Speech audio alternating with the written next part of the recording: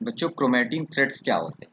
तो chromatin threads की बात की जाए तो याद रखो कि जब सेल डिवीजन होता है ना, जब एक सेल से नई सेल का निर्माण होता है, सेल का फॉर्मेशन होता है ना, सेल डिवीजन आगे मैं पढ़ाऊंगा आपको। तो सेल डिवीजन के टाइम क्या होता है ना, क्रोमेटिन क्रोमेटिन क्या बनते हैं, क्रोमेटिन नेटवर्क बनते हैं, क्रोमेटिन जाल बनते हैं। क्रोमेटिन का क्या बनता है, एक नेटवर्क बनता है। सेल डिवीजन के टाइम ये धागे होते हैं, इन धागों का एक पूरा क्या बनता है, जाल बनता है। ठीक है ना। और ये क्रोमेटिन का जो नेटवर्क बनता है, ये आगे चलकर जो है क्या बनाता है, क्रोमोसोम बनाता है। क्रोमोसोम यानी कि गुणसूत्र बनाता है। तो क्रोमोसोम कैसे बनता है, सेल डिवीजन के टाइम जो क्रोमेटिन नेटवर्क यानी क्रोमेटिन थ्रेड्स ही क्रोमेटिन नेटवर्क है।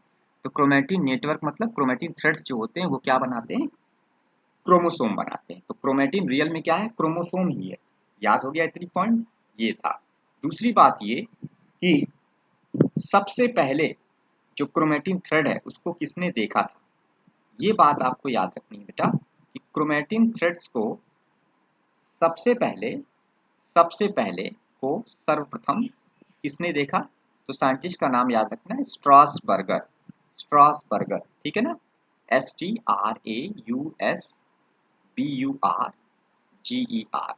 स्ट्रासबर्गर। इन्होंने जो है सबसे पहले क्या किया, क्रोमेटिन को देखा। स्ट्रासबर्गर ने देखा, ठीक है, सबसे पहले क्रोमेटिन थ्रेड को इन्होंने देखा था। चलिए एक बात तो ये हो गई। अच्छा, क्रोमोसोम जो नाम है वो किसने दिया, तो क्रोमोसोम नाम आप सबने सुन रखा होगा। क्रोमोसोम जो नाम है वो दिया था किसने, वॉल्डेयर ने। वॉल्डेयर ने दिया था, ठीक है ना। ये सारे पॉइंट्स हैं जो आपको भूलने नहीं है, ये सब फैक्ट हैं, इसको आप याद कर लो। क्रोमोसोम नाम किसने दिया था, वॉल्डेयर ने दिया था। अच्छा, क्रोमेटिन नाम किसने दिया था, तो जो क्रोमेटिन नाम है, ये सारी चीजें एक ही तो है ना, तो क्रोमेटिन नाम जो है, हाँ, क्रोमेटिन नाम आपका जो है वो दिया था फ्लेमिंग ने। किसने, फ्लेमिंग। चलिए, फ्लेमिंग ने जो है क्रोमेटिन नाम दिया था। ये तीन चीजें आपको याद रखनी है कि क्रोमेटिन थ्रेड्स को सबसे पहले स्ट्रासबर्गर ने देखा, क्रोमोसोम नाम वॉल्डेयर ने दिया था, और क्रोमेटिन नाम जो है वो दिया था फ्लेमिंग। अच्छा, क्रोमोसोम का मतलब क्या बेटा, क्रोमोसोम का मतलब क्या होता है, तो देखो ध्यान देना। क्रोमोसोम, क्रोमो मतलब होता है कलर, और सोम मतलब होता है बॉडी। क्रोमो मतलब होता है कलर और सोम मतलब होता है बॉडी। तो क्रोमोसोम का मतलब हो जाएगा कलर्ड बॉडी। कलर्ड बॉडी, याद रहेगा। क्रोमोसोम का मतलब क्या होता है, कलर्ड बॉडी, ठीक है ना। ये आपको याद रखना है। चलिए, एक पॉइंट ये आपका हो गया। दूसरी बात, अच्छा, क्रोमोसोम को सेल के अंदर देखते हैं जब, तो उसको स्टेन करना पड़ता है। तो बहुत बहुत इंपॉर्टेंट बात मैं आपको बता रहा हूँ कि क्रोमोसोम को किससे स्टेन किया जाता है। तो याद रखेंगे, क्रोमोसोम को क्रोमोसोम्स को स्टेन करेंगे, स्टेन करेंगे किससे, तो यहाँ पर दो आपके स्टेन होते हैं। एक आपका होता है, उसको बोलते हैं, वैसे दोनों एक ही हैं ऑलमोस्ट, बेसिक बेसिक फ्यूसिन, FUCHSINE, ये स्टेन का नाम है, याद रहेगा। बेसिक फ्यूसिन, बेसिक फ्यूसिन, या फिर हम इसको कहते हैं एसिटोकार्मिन, एसिटोकार्मिन। तो ये स्टेन का नाम है बेटा, बेसिक फ्यूसिन या एसिटोकार्मिन से हम क्या करते हैं, स्टेन करते हैं। क्रोमोसोम को, गुणसूत्र को क्या करते हैं, स्टेन करते हैं, ठीक है ना। ये याद रखते हैं, मतलब जब हम इसको इस कलर से, इस स्टेन से जब हम उसको कलर करेंगे तब क्रोमोसोम हमें दिखाई देगा सेल के अंदर। क्योंकि आप सबको पता होगा कि बहुत सारे सेल ऑर्गेनल सेल के अंदर हैं, वो अलग अलग कलर के स्टेन को एब्जॉर्ब करते हैं, तभी हम उनको देख पाते हैं। तो उनको रंगना होता है, और रंगने के लिए हम कौन सा रंग यूज कर रहे हैं, बेसिक फ्यूसिन या फिर एसिटोकार्मिन। ये बहुत बहुत इंपॉर्टेंट है, इसको याद रखिएगा। अगली बात बेटा क्या, कि जो क्रोमोसोम्स है ना, उनको हम बोलते हैं हेरिडिटरी वेहिकल। क्या बोलते हैं, हेरिडिटरी वेहिकल। क्रोमोसोम को, क्रोमोसोम्स आर, मैं लिख देता हूँ यहाँ पे, हेरिडिटरी वेहिकल की स्पेलिंग है HEREDITY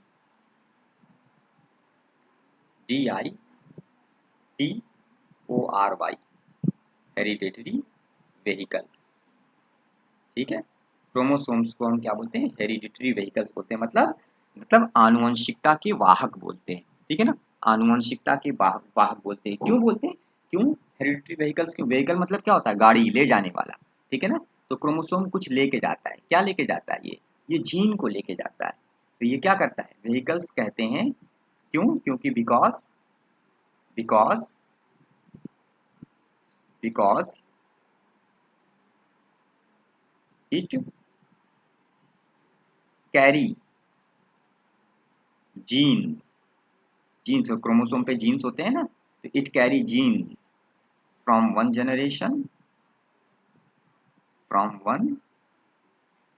generation to next generation.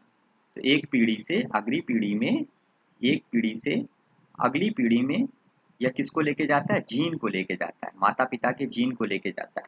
ठीक, तो गुणसूत्रों पर क्या होते हैं? जीन होते हैं। इसीलिए इस तरह से माँ बाप के जो कैरेक्टर्स होते हैं वो बच्चों में, आगे मैं जेनेटिक्स आपको पढ़ाऊंगा तो तब वहां पे मैं आपको बताऊंगा ये सारी चीजें कैसे होती हैं। तो हेरिडिटरी व्हीकल्स का मतलब समझ में आ गया? किसको बोलते हैं हेरिडिटरी व्हीकल्स? क्रोमोसोम को कहते हैं, भूलिएगा नहीं ये चीज। चलिए थोड़ा सा अब साइज के बारे में बात करते हैं। तो ये तो मैंने क्रोमोसोम के बारे में अभी थोड़ा सा आपको बताया, अब मैं आपको साइज इसकी बता देता हूँ। तो बेटा बात की जाए अगर क्रोमोसोम की साइज की, तो बेटा क्रोमोसोम की जो नॉर्मल साइज होती है वो होती है कितनी? 0.25 माइक्रोन से लेकर 30 माइक्रोन। याद रहेगा, 0.25 माइक्रोन से लेकर 30 माइक्रोन क्या होती है? नॉर्मल साइज होती है। ठीक है ना। बर्ड्स में, बर्ड्स जानते हैं ना, पक्षी, बर्ड्स के जो क्रोमोसोम होते हैं उनके अंदर साइज जो होती है वो होती है अराउंड 0.25 माइक्रोन। तो बर्ड्स में कितनी होती है? 0.25 माइक्रोन होती है। और 30 माइक्रोन किसमें होती है? तो 30 माइक्रोन हम देखते हैं कहाँ पे? एक प्लांट होता है, उसका नाम है ट्रिलियम। प्लांट का नाम है ट्रिलियम, TRILIUM, ट्रिलियम। याद रहेगा, TRILLIUM। ये क्या है? ये एक प्लांट है, पौधा है। और इस पौधे के अंदर जो है क्रोमोसोम कितना होता है साइज में? 30 माइक्रोन होता है। तो जो मैंने एक ऊपर लिखा हुआ है ना एवरेज 0.25 से लेकर 30, तो 0.25 किस में होता है ये मैंने आपको बता दिया, और 30 किस में होता है वो बता दिया। ठीक है ना, ये होता है। अच्छा, अब एक्सेप्शन भी, इसमें कुछ अपवाद भी है। अपवाद क्या है? अपवाद क्या है यानी एक्सेप्शन क्या है? एक्सेप्शन ये है कि कुछ क्रोमोसोम्स होते हैं, आपने सुन रखा होगा, मैं पढ़ाऊंगा भी आपको, lamp brush chromosome. Lamp brush chromosome, ठीक है ना, ये एक गुणसूत्र होता है। और साथ साथ एक और क्रोमोसोम होता है, उसको बोलते हैं पॉलीटीन क्रोमोसोम। बेटा ये दो क्रोमोसोम हैं, इनकी साइज नॉर्मल क्रोमोसोम्स की साइज से कई गुना ज़्यादा बड़ी होती है। तो ये जो दोनों होते हैं ना, इनकी जो साइज होती है, इनकी जो साइज होती है वो क्या होती है? वो बहुत बड़ी होती है, बहुत ज़्यादा बड़ी होती है। ठीक है ना, बहुत बड़ी, बहुत बड़ी होती है। तो ये 0.25 से 30 माइक्रोन नहीं होते हैं, ये बहुत ज़्यादा बड़े साइज के क्रोमोसोम होते हैं। कौन कौन से हैं? दो हैं, आपको याद रहेगा, लैंप ब्रश क्रोमोसोम है, और दूसरा आपका क्या है? दूसरा आपका है पॉलीजीन क्रोमोसोम। अच्छा, इनकी साइज कितनी होती है? तो इनकी साइज मानी जाती है 800 माइक्रोन से लेकर 2000 2000 माइक्रोन। 800 माइक्रोन से लेकर 2000 माइक्रोन इनकी साइज मानी जाती है, इस रेंज में ये पाए जाते हैं। ठीक है ना, तो ये तो काफी ज्यादा बड़े हो गए, तो ये अपवाद है, ये आपको याद रखना है। जनरली साइज 0.25 से लेकर 30 माइक्रोन होती है। ठीक है ना। बात की जाए नंबर की, कितने होते हैं, तो यहाँ से तो क्वेश्चन कई बार पूछा गया है, गुणसूत्र की संख्या कितनी किसमें होती है। तो आपको पता है ना कि हर एक स्पीशीज में क्रोमोसोम्स का जो नंबर होता है वो कांस्टेंट होता है। मतलब जितने ह्यूमंस हैं, सारे ह्यूमंस के अंदर डिप्लॉइड सेल में 46 क्रोमोसोम होते हैं, हैप्लॉइड सेल में 23 क्रोमोसोम होते हैं। जितने मानव हैं सबके अंदर 46 गुणसूत्र यानी कि 23 जोड़ा गुणसूत्र 2n सेल में पाए जाते हैं, और हमारी बॉडी 2n है पूरी, ऑलमोस्ट हम डिप्लॉइड है। ठीक है ना। तो लेकिन जो दूसरी कोई स्पीशीज है जैसे कि मटर है, ठीक है ना, या फिर कोई दूसरी स्पीशीज है, तो उनके अंदर नंबर ऑफ क्रोमोसोम जो है वो अलग होंगे। कहने का मतलब हर एक स्पीशीज, अलग अलग स्पीशीज के क्रोमोसोम्स के नंबर अलग अलग होते हैं, लेकिन एक ही स्पीशीज के जितने लोग होते हैं, एक स्पीशीज के अंदर जितने मेंबर्स होते हैं, उन सब में क्रोमोसोम की जो संख्या होती है वो एक समान होती है। जितने ह्यूमन दुनिया में है, जितने मानव हैं, सबके अंदर 23 जोड़ा गुणसूत्र है। ठीक है ना। लेकिन मानो और मटर ये दो अलग अलग प्रजातियां हैं, दोनों अलग स्पीशीज हैं, वो प्लांट स्पीशीज है, हम एनिमल में है, ठीक है ना। तो हम दोनों में क्रोमोसोम के नंबर एक बराबर नहीं, मटर में नहीं होगा 23 जोड़ा, उसमें कुछ और होगा, 7 पेयर्स होंगे, ठीक है ना, या 14 पेयर्स होंगे, तो ऐसा कुछ है। तो बात की जाए नंबर की, तो मैं यहाँ पे आपको बता दूं, हाईएस्ट, सबसे ज्यादा नंबर क्रोमोसोम का अगर देखा जाए, प्लांट में देखा जाए, पौधे में सबसे ज्यादा क्रोमोसोम किस पौधे में पाए जाते हैं, तो नाम आपको याद रखना है, नाम है ओफियोग्लॉसम, ओफियोग्लॉसम, ओफियोग्लॉसम, ओफियोग्लॉसम रेटिकुलेटम, रेटिकुलेटम। तो ये प्लांट का नाम है ओफियोग्लॉसम रेटिकुलेटम, ठीक है ना। इसके अंदर क्रोमोसोम कितने होते हैं, 2n इक्वल टू होता है लगभग 2n इक्वल टू 1260, ठीक है ना। इसके 2n सेल में कितने होते हैं, 1260 होते हैं, 1260 याद रखेंगे। अच्छा, ये हाईएस्ट हो गया। लोवेस्ट नंबर अगर क्रोमोसोम का देखा जाए, सबसे कम क्रोमोसोम किस प्लांट में पाए जाते हैं, तो याद रखना है बेटा, सबसे कम क्रोमोसोम जिस प्लांट में पाए जाते हैं उसका नाम है हैप्लोपैपस। क्या नाम है, हैप्लोपैपस ग्रेसिलिस, हैप्लोपैपस ग्रेसिलिस, GRACILIS, ठीक है। तो हैप्लोपैपस ग्रेसिलिस इसमें पाए जाते हैं। कितने पाए जाते हैं, तो इसके अंदर टोटल जो पाए जाते हैं वो पाए जाते हैं 2n इज इक्वल टू 4, कितने 4, केवल 4 क्रोमोसोम होते हैं इसके डिप्लॉइड सेल में। तो ये तो मैंने आपको बता दिया प्लांट्स के अंदर। अब मैं एनिमल्स में बताता हूँ। तो अगर बात की जाए जंतुओं के अंदर देखा जाए, तो सबसे ज्यादा chromosome, highest number in animals में देखा जाए, तो आपको पता होगा, सबको पता है कि इसमें आप किसको रखते हो, इसमें आप रखते हो जिसको उसको बोलते हैं ऑलोकेंथा। एनिमल का नाम क्या है, ऑलोकेंथा, ऑलोकेंथा, AULOCANTHA, एनिमल का नाम ऑलोकेंथा। अच्छा, ऑलोकेंथा के अंदर 2n इक्वल टू होता है 1600, 1600, 2n बराबर 1600 होता है, ठीक है ना। 2n इक्वल टू कितना होता है, 1600 होता है, ठीक है। अच्छा, लोवेस्ट की बात की जाए, तो लोवेस्ट नंबर ऑफ क्रोमोसोम देखा जाए बेटा, तो याद किसका रखना है नाम, लोवेस्ट नंबर इन एनिमल देखा जाए, किस एनिमल में सबसे कम गुणसूत्र होते हैं, तो पता है ना आप सभी को, आप सब जानते हैं, किसी को पता है, इसको मैं बता दूं, एस्कैरिस, एस्कैरिस, एस्कैरिस आपने सुन रखा है, पढ़ा भी होगा। एस्कैरिस 2n इक्वल टू 2, केवल 2 गुणसूत्र होते हैं, द्विगुणित कोशिका में 2 यानी एक जोड़ी केवल होते हैं, ठीक है ना। मैंने आपको क्लियरली यहाँ पे लिख दिया है, आप बहुत अच्छे से याद कर लेंगे। कौन से प्लांट में सबसे ज्यादा क्रोमोसोम है, ओफियोग्लॉसम रेटिकुलेटम में कितना है, 1260, ठीक है ना, 2n सेल में। सबसे कम क्रोमोसोम किस प्लांट में होता है, हैप्लोपैपस ग्रेसिलिस में कितना होता है, 2n बराबर 4, मतलब कि 2 जोड़ी होता है। हाईएस्ट नंबर एनिमल में देखा जाए, किस एनिमल में सबसे ज्यादा गुणसूत्र होते हैं, तो यहाँ पर ऑलोकेंथा मैंने नाम लिखा है, उसके अंदर 800 जोड़ी यानी 1600 गुणसूत्र होते हैं। और सबसे कम किस एनिमल में गुणसूत्र होते हैं, एस्कैरिस में होते हैं, कितना, 2n इक्वल टू 2, यानी कि केवल एक जोड़ी गुणसूत्र पाया जाता है एस्कैरिस के अंदर। चलिए, इतना तो हो गया।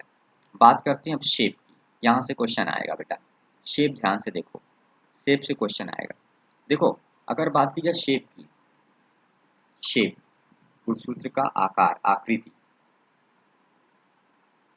तो बेटा हम शेप को क्या करते हैं ना, वो क्रोमोसोम क्या होता है ना, उसके सेंट्रोमियर, सेंट्रोमियर अभी मैं पढ़ाऊंगा आपको आगे क्या होता है स्ट्रक्चर में।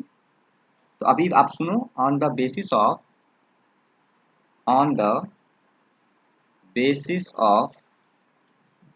Position, on the basis of position, दिख नहीं रहा। हाँ ठीक, हम देख रहे हैं, चेक कर रहे हैं, on the basis of position of chromosome, यहाँ तो दिख रहा है, सबको दिख रहा है कि केवल उसी को नहीं दिख रहा है, आप लोगों को दिख रहा है, ऑन द, ठीक है, on the basis of position of centromere, ठीक है ना बेटा, नेटवर्क चेक कर लो, on the basis of position of centromere, यानी क्रोमोसोम पर सेंट्रोमियर की स्थिति, बहुत बहुत इंपॉर्टेंट, पढ़ा भी होगा, क्रोमोसोम पर सेंट्रोमियर की स्थिति के आधार पर हम क्रोमोसोम को बांट सकते हैं मेनली कितने टाइप में बांट सकते हैं, हम उसको बांट सकते हैं 5 टाइप में, ठीक है ना। तो वैसे तो और भी हम बांट सकते हैं बट मेनली वो 5 टाइप आपको याद रखना है। कौन कौन सा बेटा? सबसे पहला जो है उसको बोलते हैं metacentric, metacentric chromosome, metacentric chromosome, बहुत आसान। दूसरा सब मेटासेंट्रिक, सब मेटा सेंट्रिक, और तीसरा आपका एक्रोसेंट्रिक जो सबसे कॉमन है, सबसे ज्यादा पाया जाने वाला क्रोमोसोम एक्रोसेंट्रिक। चौथा आपका हो जाएगा टीलोसेंट्रिक, टीलोसेंट्रिक, और फिफ्थ आपका हो जाएगा एसेंट्रिक, एसेंट्रिक। देखो बेटा ये 5 टाइप के मैंने क्रोमोसोम बताए, ठीक है ना। मेनली क्या, सेंट्रोमियर, क्रोमोसोम में गुणसूत्र पर एक स्थान होता है उसको सेंट्रोमियर कहते हैं। अभी मैं स्ट्रक्चर आपको पढ़ाऊंगा तो आप वहां पे आपको समझ में आ जाएगा। अभी आप याद रखो कि क्रोमोसोम को जो उसका शेप जो है वो उसकी सेंट्रोमियर की, क्रोमोसोम में जो स्थिति है गुणसूत्र के अंदर सेंट्रोमियर की स्थिति के आधार पर कि सेंट्रोमियर है कहाँ पर क्रोमोसोम में, इस चीज को देखकर हम क्रोमोसोम को 5 मुख्य प्रकारों में बांट देते हैं, ठीक है ना। जैसे जो सबसे पहला है उसको आप बोल रहे हो क्या, मेटासेंट्रिक। तो मेटासेंट्रिक क्रोमोसोम कैसा होता है, मेटासेंट्रिक क्रोमोसोम में जो सेंट्रोमियर होता है वो एकदम बीच में होता है। कहाँ पर होता है, बीच में होता है, याद रहेगा। तो मेटासेंट्रिक में सेंट्रोमियर कहाँ होता है, सेंट्रोमियर जो होता है वो एकदम बीच में होता है, इन मिडिल, मिडिल में होता है, ठीक है ना। सब मेटासेंट्रिक में कहाँ होता है सेंट्रोमियर, नियर द मिडिल होता है, मिडिल में नहीं होता, मध्य में नहीं होता, मध्य के निकट होता है, मध्य के निकट होता है। अभी मैं फिगर बनाता हूँ। एक्रोसेंट्रिक में कहाँ होता है, एक्रोसेंट्रिक में ये होता है कहाँ पर, नियर द इंड, गुणसूत्र के छोर के निकट होता है। गुणसूत्र का एक छोर जो होगा उसके पास में पाया जाएगा, छोर पर नहीं पाया जाएगा, छोर के पास में पाया जाएगा। और टीलोसेंट्रिक में क्या होगा, एट द इंड, मतलब एक छोर पर होगा। यहाँ पर सेंट्रोमियर कहाँ होगा, छोर पर होगा, इंड ऑफ क्रोमोसोम। सब में क्रोमोसोम ऐड कर सकते हैं, ठीक है ना। क्रोमोसोम की बात हो रही है ना तो क्रोमोसोम पर बता रहे हैं, ठीक, at the end of chromosome, ठीक है। और लास्ट जो पांचवा यहाँ पर है जिसको मैंने लिखा हुआ है एसेंट्रिक, बेटा ये तो बहुत आसान है, इसमें सेंट्रोमियर होता ही नहीं। तो ये वो क्रोमोसोम है जिसमें सेंट्रोमियर वाली जो स्ट्रक्चर है वो अपसेंट होती है। तो सेंट्रोमियर क्या होता है, अपसेंट होता है, अपसेंट होता है, ठीक है ना। जरा सा अगर इसको हम बना के आप लोग को दिखाते हैं तो जैसे आप देखिए कि मान लीजिए कि क्या हुआ, ये क्रोमोसोम है, एक क्रोमोसोम है इस तरह से, ये सेंट्रोमियर है, ये सेंट्रोमियर है, और इससे जो है ऐसे निकली हुई है आर्म्स,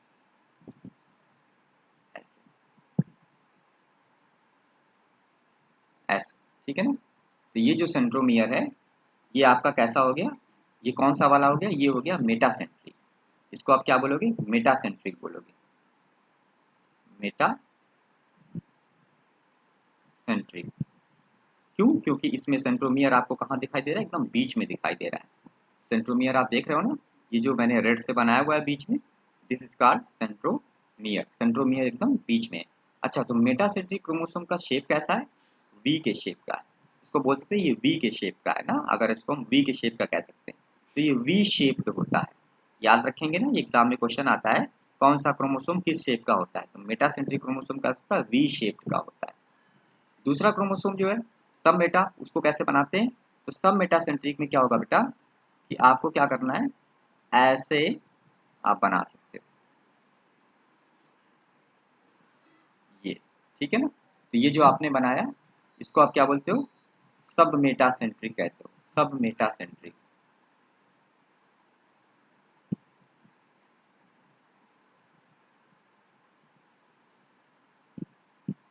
सब मेटासेंट्रिक।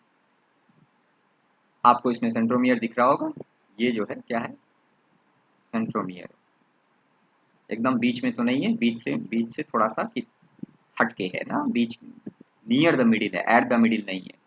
तो ये क्या है, सेंट्रोमियर। अच्छा तो इसका शेप कैसा है? इसका शेप है एल शेप, याद रखेंगे ये एल शेप होता है, एल शेप।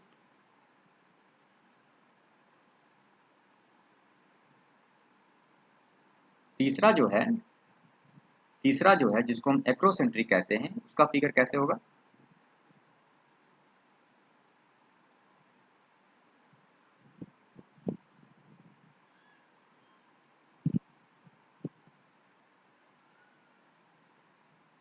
ये एक्रोसेंट्रिक, ठीक है। इसमें एक भुजा जो है वो बहुत छोटी है और दूसरी काफी लंबी है, ठीक है।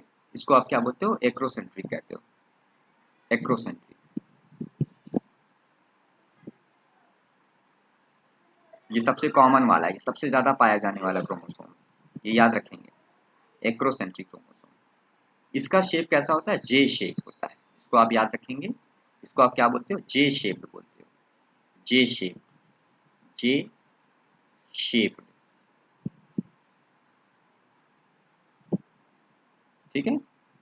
और अगला जो है उसको आप बोलोगे टीलोसेंट्रिक। तो टीलोसेंट्रिक का कैसे बनेगा?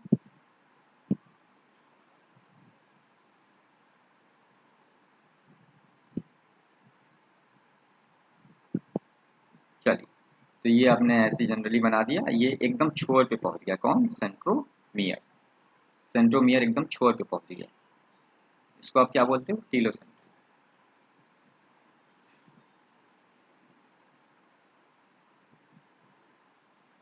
सेंट्रोमियर कहाँ है? छोर पर है एकदम।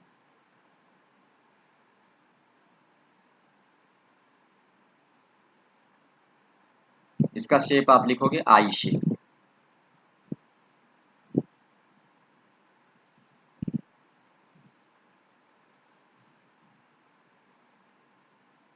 ठीक है ना। और एक जो आपका बचा एसेंट्रिक, तो एसेंट्रिक में तो सेंट्रोमियर होता ही नहीं है, ठीक है। तो एसेंट्रिक का अगर मैं बनाना चाहूँ तो मैं ऐसे बना सकता हूँ, कैसे? यहाँ पे मैं बना देता हूँ नीचे, बस इस तरह से नॉर्मल। ये आपका ये आपका एक क्रोमोसोम हो गया, ऐसे जनरली बना देते हैं। इसको आप क्या बोलोगे? एसेंट्रिक,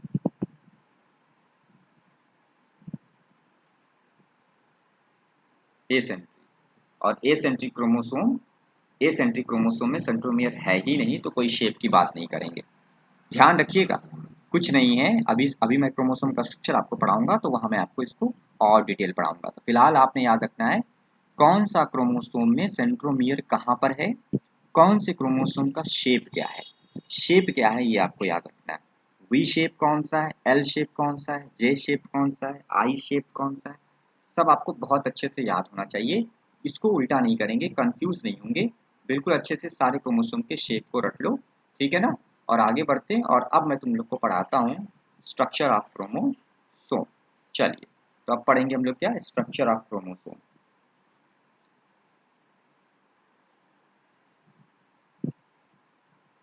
सबसे इंपॉर्टेंट चीज, गुणसूत्र की संरचना।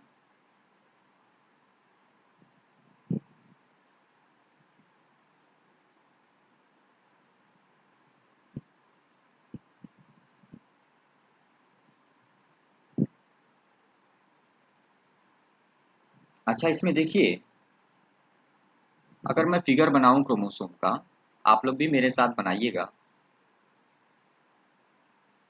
ठीक है। तो वो कैसे होगा? तो मैं बनाता हूं।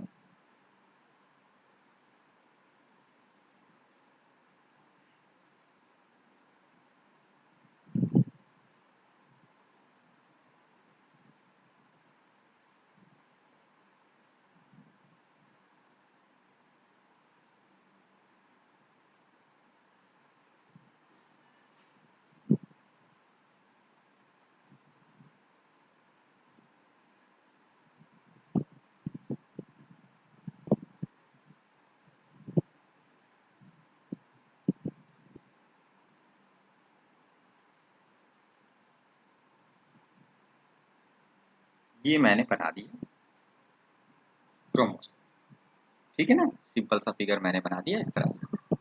अच्छा, इसको देखिए,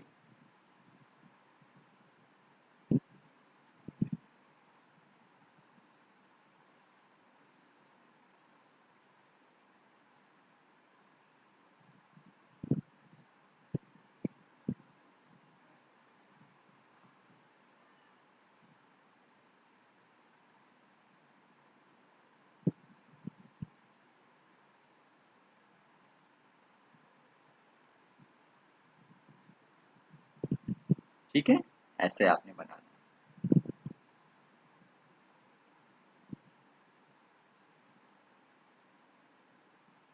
ऐसे। ठीक है, अब आप देखिए ध्यान से, पहले सारे नाम देख लेते हैं। सबसे बाहर की जो बाउंड्री है क्रोमोसोम की, सबसे बाहर की जो लेयर है, मेम्ब्रेन है, that is called pellicle. Pellicle याद हो गया, क्या बोलेंगे? पेलिकल बोलेंगे। ठीक है, सबसे बाहर की मेम्ब्रेन को क्या बोलोगे बेटा? पेलिकल बोलोगे, PELLICLE। ठीक है ना। प्रोटीन की बनी हुई है, किसकी बनी हुई है? प्रोटीन की। प्रोटीन का आवरण है ये, प्रोटीन का क्या है? आवरण है।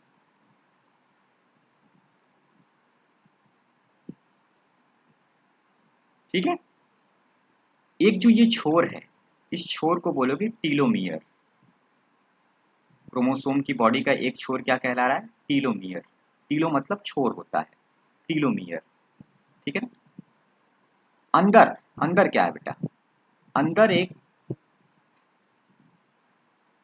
पूरा जो एरिया, उसका फंडामेंटल एरिया है, ठीक है ना, उस फंडामेंटल एरिया को आप बोलते हो मैट्रिक्स। उसका आधारभूत तरल पदार्थ जो अंदर भरा हुआ है, प्रोटीन का बना हुआ पूरा है, सब प्रोटीन ही है, तो इसको आप क्या बोलते हो? मैट्रिक्स बोलते हो, मैट्रिक्स बोलते हो। इस तरह से याद रहेगा, मैट्रिक्स।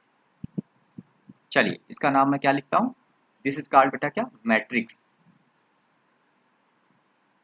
एक एक चीज बहुत ध्यान से देखिए, सब पता चल जाएगा। मैट्रिक्स, ये जो पॉइंट है जहां पर क्रोमोसोम इस तरह से अंदर की तरफ थोड़ा सा दब गया है, ऐसे दबा हुआ है, ऐसे। ठीक है ना, इस जगह को क्या बोलते हैं? इस जगह को बोलते हैं, जो दबा हुआ है उस जगह को आप क्या बोलते हो? इसको आप बोलते हो प्राइमरी कॉन्स्ट्रिक्शन। क्या बोलते हैं? Primary constriction. प्राइमरी, प्राथमिक संकुचन, बहुत बहुत इंपॉर्टेंट। Primary constriction, constriction. ठीक है, इस जगह पे जो मैंने आपको ग्रीन कलर से दिखाया है, उसको आप बोलते हो काइनेटोकोर। क्या बोलते हो? काइनेटो, काइनेटोकोर। KINETOCHORE। जब मैं सेल डिवीजन पढ़ाऊंगा तो काइनेटोकोर वहां पे आएगा उसका यूज। ठीक है ना, काइनेटोकोर। अंदर आपको जो दिख रहा है रेड कलर का धागे जैसा स्ट्रक्चर, थ्रेड लाइक स्ट्रक्चर, उसको आप बोलते हो क्रोमोनिमेटा। इसको आप क्या बोलोगे? क्रोमोनिमेटा। तो यहाँ पर आपको जो दो दिख रहे हैं ना, दैट इज कॉल्ड क्रोमोनिमेटा। ये जो दोनों धागे हैं, दे आर कॉल्ड क्रोमोनिमेटा। क्रोमोनिमेटा। ठीक है, इसको क्रोमोनिमेटा कहते हैं। अच्छा, इस क्रोमोनिमेटा पर ना क्या होता है कि ऐसे पतले पतले पार्टिकल लाइक छोटे छोटे स्ट्रक्चर्स पाए जाते हैं। ये क्रोमोनिमेटा एक्चुअल में डीएनए है, ये डीएनए का बना हुआ है। तो इस पर आपको छोटे छोटे क्या दिखाई दे रहे हैं? कण समान संरचनाएं दिखाई दे रही है, और इन पार्टिकल लाइक स्ट्रक्चर्स को आप बोलते हो बेटा क्या? क्रोमोमियर। क्या बोलते हो? क्रोमोमियर। इसी को जीन कहा जाता है आज मॉडर्न लैंग्वेज में, क्रोमोमियर।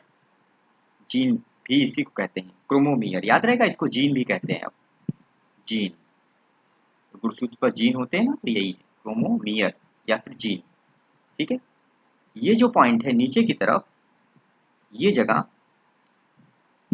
इसको बोलते हैं सेकेंडरी कॉन्स्ट्रिक्शन। यहाँ पर फिर से क्रोमोसोम पतला हो गया है ना, तो इस जगह को क्या बोलेंगे? Secondary constriction.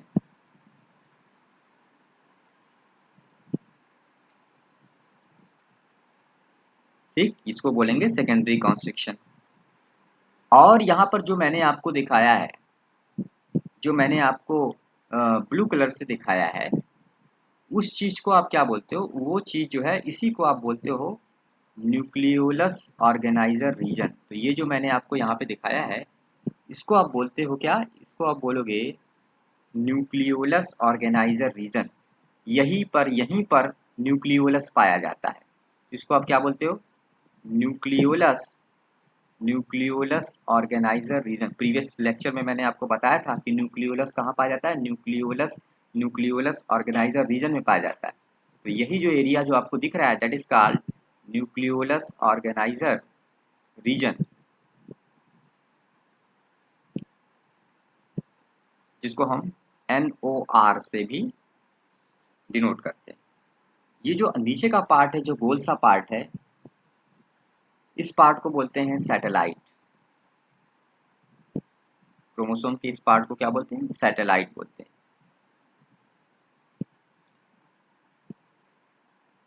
ठीक है ना, जिन क्रोमोसोम्स में होता है, सारे क्रोमोसोम्स में नहीं होता, बहुत सारे क्रोमोसोम सैटेलाइट बोलते हैं। ठीक है, तो ये न्यूक्लियोलस ऑर्गेनाइजर रीजन जो है, उसी रीजन में अंदर क्या है, उसी रीजन में अंदर यहाँ पर केंद्रिका पाया जाता है, अंदर उसी में है न्यूक्लियोलस। तो अंदर क्या है, न्यूक्लियोलस है। न्यूक्लियोलर ऑर्गेनाइजिंग रीजन में क्या है, न्यूक्लियोलस है, केंद्रिका है। और न्यूक्लियोलस मैंने आपको ऑलरेडी बताया, पढ़ाया है, उसमें 4 पार्ट होते हैं न्यूक्लियोलस।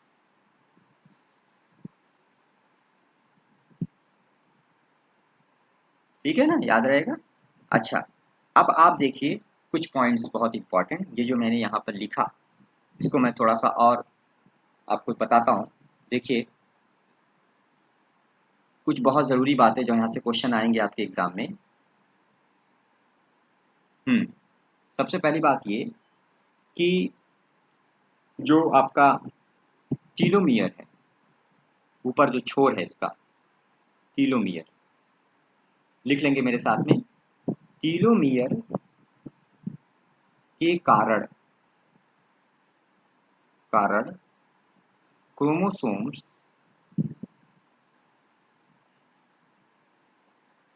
क्रोमोसोम्स आपस में चिपकते नहीं, क्रोमोसोम्स आपस में चिपकते नहीं। ठीक है ना, टीलोमियर के कारण क्रोमोसोम्स आपस में चिपकते नहीं। दूसरी बात कि ये जो क्रोमोनिमेटा है, ये कितने हैं, 2 हैं। अंदर जो धागे दिखाई दे रहे हैं 2 हैं। क्या है ये, क्वाइल्ड फिलामेंट्स। ये कुंडलित धागे हैं, कुंडलित तंतु हैं, अंदर जो पाए जा रहे हैं 2 क्वाइल्ड फिलामेंट्स पाए जाते हैं।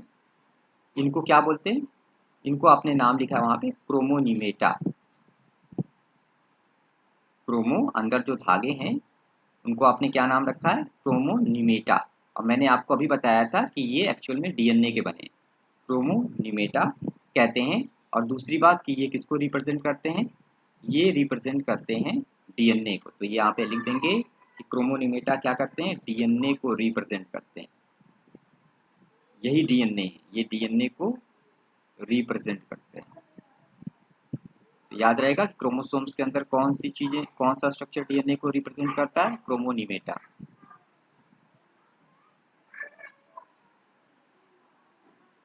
चलिए, एक तो ये बात हो गई।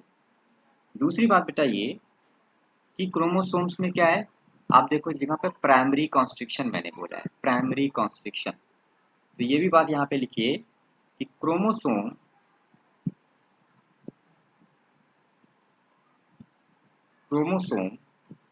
में प्राइमरी कॉन्स्ट्रिक्शन स्थान है ना एक, जहाँ पर क्रोमोसोम क्या हो गया, दब गया है। प्राइमरी कॉन्स्ट्रिक्शन तब इसलिए गया है क्योंकि वहाँ पे मैट्रिक्स प्रोटीन कम पाई जाती है। ठीक है ना, क्रोमोसोम में प्राइमरी कॉन्स्ट्रिक्शन को घेरे हुए, प्राइमरी कॉन्स्ट्रिक्शन को घेरे हुए क्या होती हैं, 2 प्रोटीन की बनी डिस्क होती है। 2 प्रोटीन, मतलब प्रोटीन के बने स्ट्रक्चर हैं, चपटे चपटे से 2 प्रोटीन डिस्क पाई जाती हैं। कितनी होती हैं, 2, याद रखेंगे ना, 2 प्रोटीन डिस्क पाई जाती हैं, जिन्हें काइनेटोकोर कहते हैं। फिगर में मैंने दिखाया है ग्रीन कलर से, जिन्हें क्या बोलते हो बेटा? काइनेटोकोर।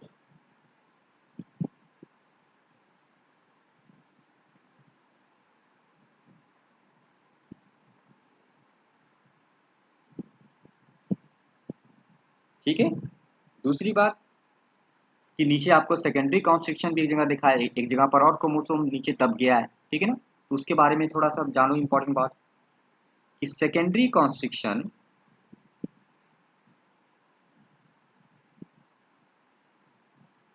सेकेंडरी कॉन्स्ट्रिक्शन के कारण, सेकेंडरी कॉन्स्ट्रिक्शन दिख रहा है नीचे ना, जहां पर क्रोमोसोम पतला हो गया है, वही जगह क्या है? Secondary constriction. तो सेकेंडरी कॉन्स्ट्रिक्शन के कारण गुणसूत्र या क्रोमोसोम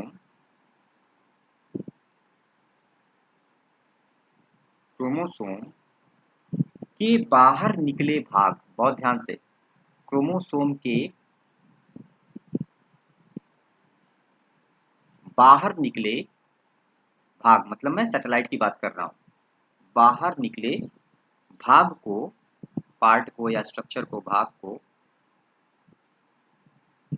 क्या बोलेंगे? सैटेलाइट बोलेंगे। ठीक है, सैटेलाइट, SATELLITE, सैटेलाइट, सैटेलाइट कहते हैं।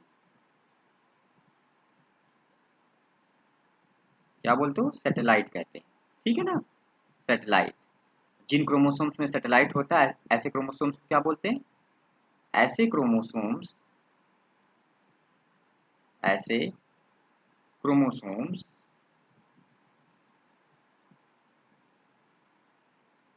ऐसे क्रोमोसोम को, जिन क्रोमोसोम्स में सैटेलाइट पाया जाता है, जिन क्रोमोसोम में सैटेलाइट स्ट्रक्चर होता है, ऐसे क्रोमोसोम को क्या नाम दिया जाता है? ऐसे क्रोमोसोम को क्या बोलते हैं? SAT chromosome.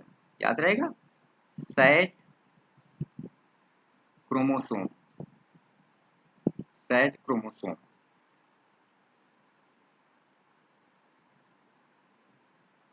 ऐसे क्रोमोसोम को सैट क्रोमोसोम कहते हैं। ठीक है ना। तो जो पार्ट नीचे की तरफ निकला हुआ है, सेकेंडरी कॉन्स्ट्रिक्शन के कारण क्रोमोसोम का के बाहर निकले भाग को आप क्या बोलते हो? सैटेलाइट कहते हो। ठीक है ना। और ऐसे क्रोमोसोम जिनमें सैटेलाइट होता है, उसको आप क्या बोलते हो? सैट क्रोमोसोम कहते हो। ठीक है ना। SAT, SAT, SAT chromosome. अच्छा, SAT का मतलब क्या होता है? S का मतलब होता है साइन, SINE, साइन। A का मतलब होता है एसिड, याद रखिएगा, साइन एसिड। T का मतलब होता है थाइमो, थाइमो न्यूक्लियो निको। T का मतलब बता रहा हूँ, T का मतलब बड़ा है, थाइमो न्यूक्लियो, न्यूक्लियो निको, NIICO। ठीक है ना।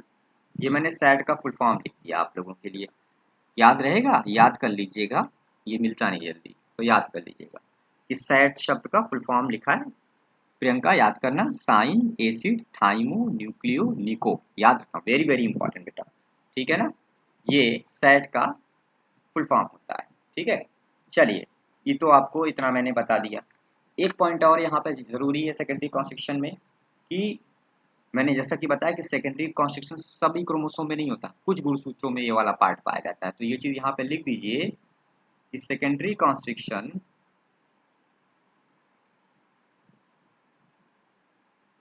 सेकेंडरी कॉन्स्ट्रिक्शन कुछ गुणसूत्रों में, कुछ क्रोमोसोम्स में पाया जाता है, कुछ क्रोमोसोम्स में पाया जाता है।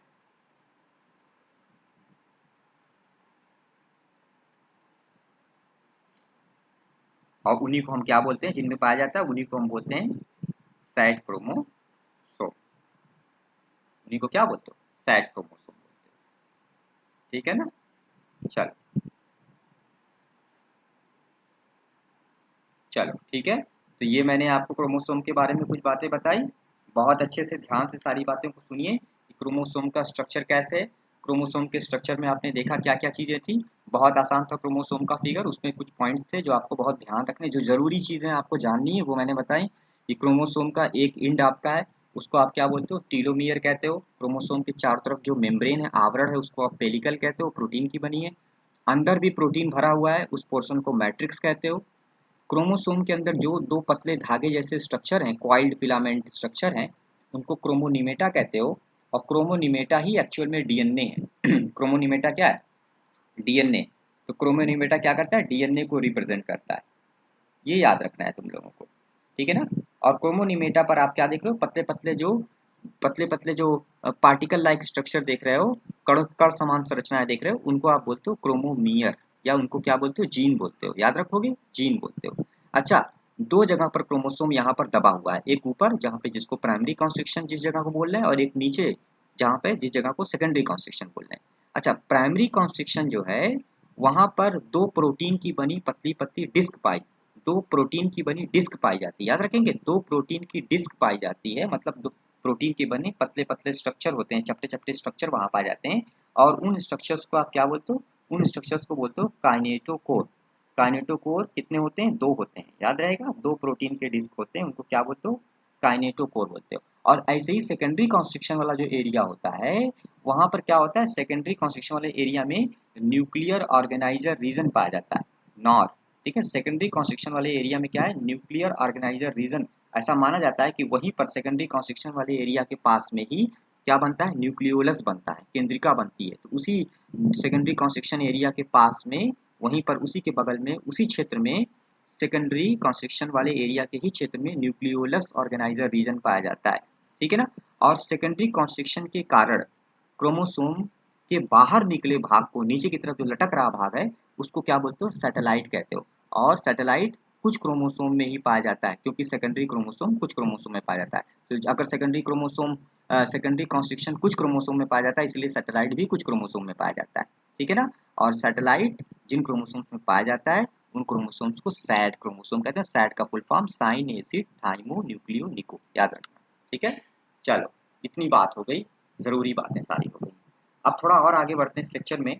और बेटा मैं आपको बताता हूँ कि जो क्रोमोसोम होता है वो हम कह सकते हैं कि वो फिर से दो टाइप का होता है। एक तो मैंने आपको बताया 5 टाइप के, वो मैंने किस आधार पे बताया, वो मैंने बताया उसके सेंट्रोमियर की स्थिति के आधार पर, वो मैंने आपको बता दिया था, ठीक है ना। अब यहाँ पर मैं आपको क्या बता रहा हूँ कि जो क्रोमोसोम है वो दो टाइप का है, दो टाइप का है। एक आपका ऑटोसोम, ऑटोसोम गुणसूत्र, ठीक है ना। और ऑटोसोम क्रोमोसोम क्या करते हैं, बहुत ध्यान सुनिए, ये secondary sexual character, very very important, द्वितीय लैंगिक लक्षण, secondary sexual character, characters, secondary sexual characters के निर्धारण, के निर्धारण मतलब डिसाइड करना, डिटरमाइन करना, निर्धारण से संबंधित है, याद रहेगा। ऑटोसोम सेकेंडरी सेक्सुअल कैरेक्टर, दाढ़ी मूछ का आना, ठीक है ना, आवाज मोटी होना पतली होना, लड़कों में मोटी होना लड़कियों में पतली होना, तो ये सब क्या है, ये सब सेकेंडरी सेक्सुअल कैरेक्टर है, ठीक है ना। तो ये सेकेंडरी सेक्सुअल कैरेक्टर जो भी होते हैं ना, उनके निर्धारण से संबंधित कौन होता है, उनके निर्धारण से संबंधित होते हैं ऑटोसोम गुणसूत्र, ठीक है ना, ऑटोसोम गुणसूत्र होते हैं, ठीक है। अभी मैं बताता हूँ। और दूसरा आपका जो है that is called sex chromosome, allosome भी कहते हैं इसको, सेक्स क्रोमोसोम। अच्छा, ये जो सेक्स क्रोमोसोम होते हैं ये फिर क्या करते हैं, इनका क्या काम है, इनका काम है सेक्स डिटर्मिनेशन करना, लिंग निर्धारण करना। आगे मैं जेनेटिक्स में ये सारी चीजें आपको पढ़ाऊंगा।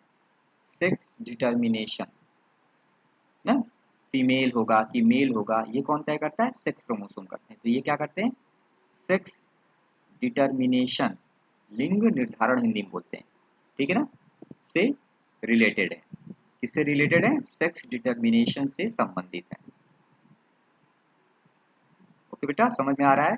तो क्रोमोसोम्स दो टाइप के हो गए, एक हो गया आपका ऑटोसोम और एक आपका हो गया एलोसोम। जैसे बात करें अगर इंसान की, मानव की, ठीक है ना, मानव की बात करें, ह्यूमन की, तो ह्यूमन में क्या होता है, ह्यूमन में क्या होता है, ह्यूमन में आप लोग देखते हो, ह्यूमन में आप लोग देखते हो कि टोटल होते हैं कितने, टोटल होते हैं 23 पेयर।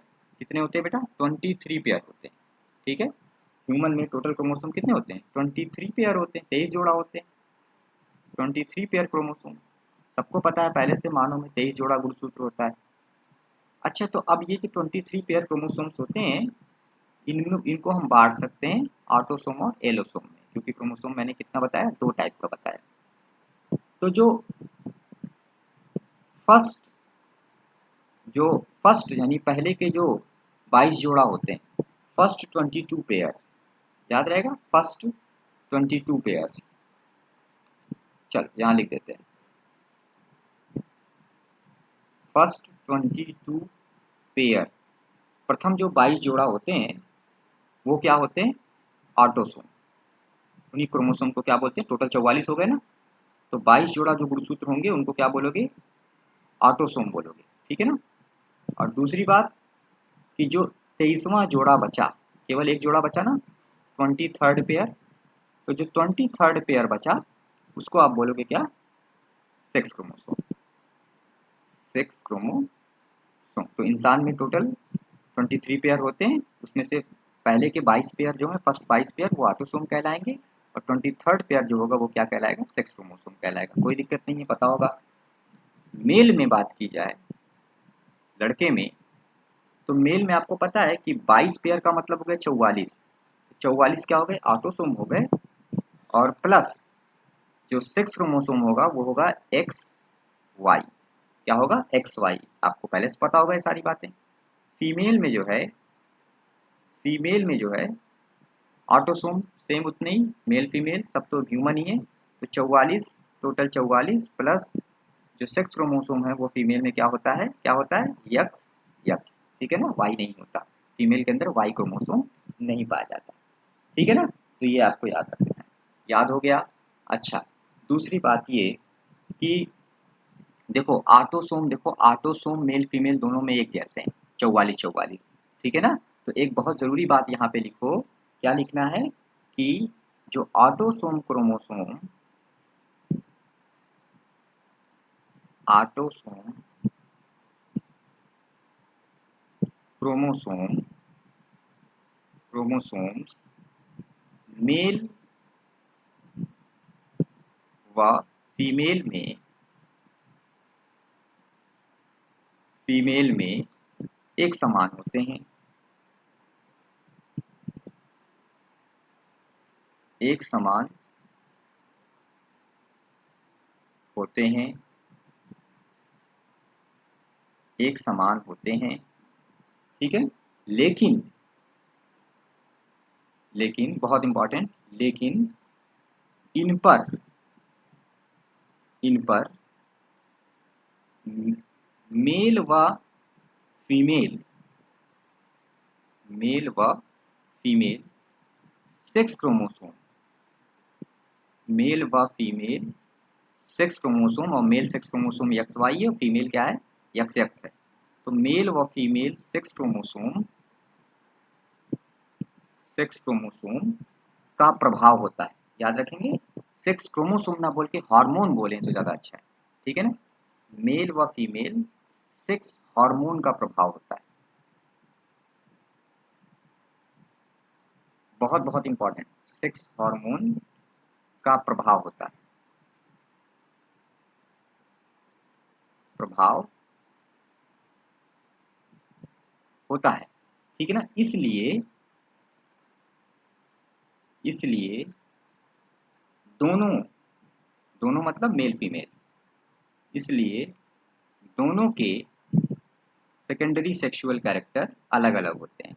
इसीलिए मेल को दाढ़ी आती है, फीमेल को नहीं आती, ठीक है ना, या मेल की आवाज़ मोटी होती है, फीमेल की पतली होती है, ठीक है ना। तो इसलिए दोनों के जो सेकेंडरी सेक्सुअल कैरेक्टर हैं, क्योंकि ऑटोसोम तो सेकेंडरी सेक्सुअल कैरेक्टर को निर्धारित करता है, लेकिन ऑटोसोम अगर मेल फीमेल दोनों में सेम ही है, 44 44 एकदम एक ही जैसा, तो फिर दोनों में अलग अलग टाइप के क्यों सेकेंडरी सेक्सुअल कैरेक्टर आते हैं? मेल के अलग होते हैं सेकेंडरी सेक्सुअल कैरेक्टर, और फीमेल के अलग होते हैं, क्यों? जबकि ऑटोसोम तो एक जैसा है।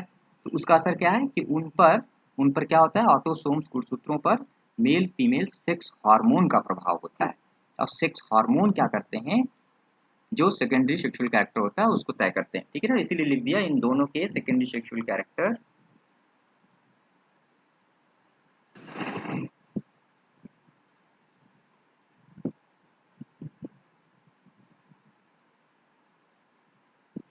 अलग होते हैं, अलग अलग होते हैं, ठीक है। चलिए, एक तो ये बात हो गई, आगे बढ़ते हैं। अभी मैंने आपको बताया था स्टेनिंग के से जुड़ी हुई एक बात। मैंने आपको क्या बताया था? मैंने बताया था कि क्रोमोसोम्स को, जो क्रोमोसोम्स हैं, गुणसूत्र हैं, उनको हम स्टेन करते हैं किससे? हम उनको स्टेन करते हैं, आपको पता है, अभी मैंने आपको बताया था एसिटोकार्बिन और बेसिक फ्यूसिन। तो क्रोमोसोम्स को स्टेनिंग स्टेनिंग स्टेनिंग, ठीक है ना। कौन सी स्टेनिंग है? स्टेनिंग का नाम क्या था, याद है? एसिटोकार्बिन, या इसी को हमने क्या लिखा था, एसिटोकार्बिन, या फिर हमने इसको बोला था बेसिक फ्यूसिन। बेसिक फ्यूसिन की स्पेलिंग थी FUCHSINE, याद है ना? ये अभी तो बताया था, याद रखिएगा। तो क्रोमोसोम्स को जो स्टेनिंग कर रहे हो वो किससे कर रहे हो? एसिटोकार्बिन और बेसिक फ्यूसिन से कर रहे हो। तो स्टेनिंग की बेसिस पर, स्टेनिंग की बेसिस मतलब क्रोमोसोम को उसके अभिरंजन के आधार पर, कलर करने के आधार पर, स्टेनिंग की बेसिस पर दो कैटेगरीज में बांटा जाता है, दो श्रेणियों में। कितने टाइप के होते हैं क्रोमोसोम? दो टाइप के होते हैं स्टेनिंग की बेसिस पे, याद रहेगा। दो कैटेगरीज में बांटा जाता है। कौन कौन सा जी? तो एक आपका, आपने सबने सुना होगा, दो कैटेगरीज में बांटते हैं। सबसे पहला आपका जो होता है, दैट इज बेटा यूक्रोमेटिन। यूक्रोमेटिन यूक्रोमेटिन और दूसरा जो होता है दैट इज हेट्रोक्रोमेटिन। तो ये दो प्रकार का आपने क्रोमोसोम को बांट दिया, किस बेसिस पे? स्टेनिंग के आधार पर ना। स्टेनिंग किससे करते हैं वो भी बताया।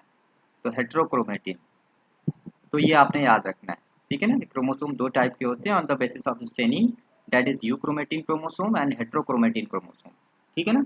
अब यूक्रोमेटिन और हेट्रोक्रोमेटिन, ये जो शब्द है ये किसने दिया था, ठीक है ना। तो अगली स्लाइड में मैं लिखता हूँ। तो यूक्रोमेटिन और हेट्रोक्रोमेटिन क्या होता है मैं ये भी बताऊंगा आपको, फर्क क्या होता है ये भी बताऊंगा। तो सबसे पहले मैं आपको ये लिख देता हूँ कि जो यूक्रोमेटिन यूक्रोमेटिन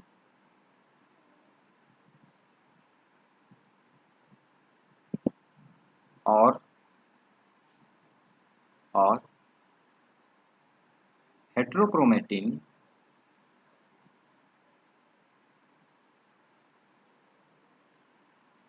शब्द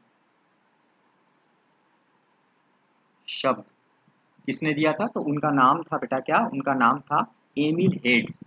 याद रखेंगे, स्पेलिंग देख लीजिए, EMIL, एमिल हेड्स, HEITZ, ठीक है ना। तो इस वैज्ञानिक ने हेट्रोक्रोमेटिन और यूक्रोमेटिन शब्द दिया था। किसने? एमिल हेड्स ने दिया था, हेड्स, याद रहेगा। चलिए, ये तो एक बात हो गई जरूरी जो आपको लिखवाना था। अच्छा, अब मैं आपको बताता हूँ कि यूक्रोमेटिन और हेट्रोक्रोमेटिन में फर्क क्या होता है। तो एक तरफ मैंने पेन डाल लिया यूक्रोमेटिन इधर, ठीक है,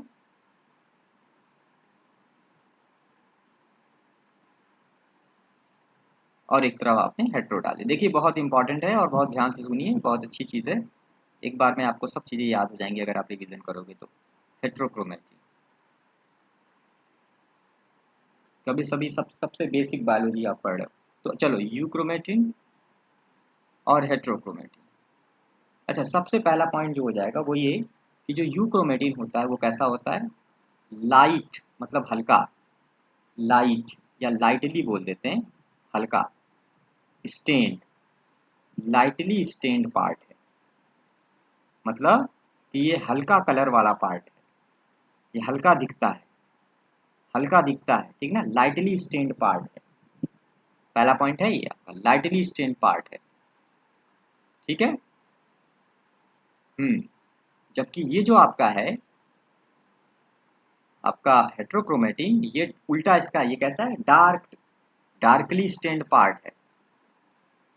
उल्टा नहीं करेंगे ना, डार्कली स्टेन्ड पार्ट है, मतलब इस सेल के अंदर आपको देखना है अगर न्यूक्लियस में, तो जो क्रोमोसोम आपको डार्क स्टेन लेगा, जो गहरा दिखाई देगा, गाढ़ा कलर का दिखाई देगा, वही हेट्रोक्रोमेटिन है, डार्कली स्टेन्ड पार्ट है,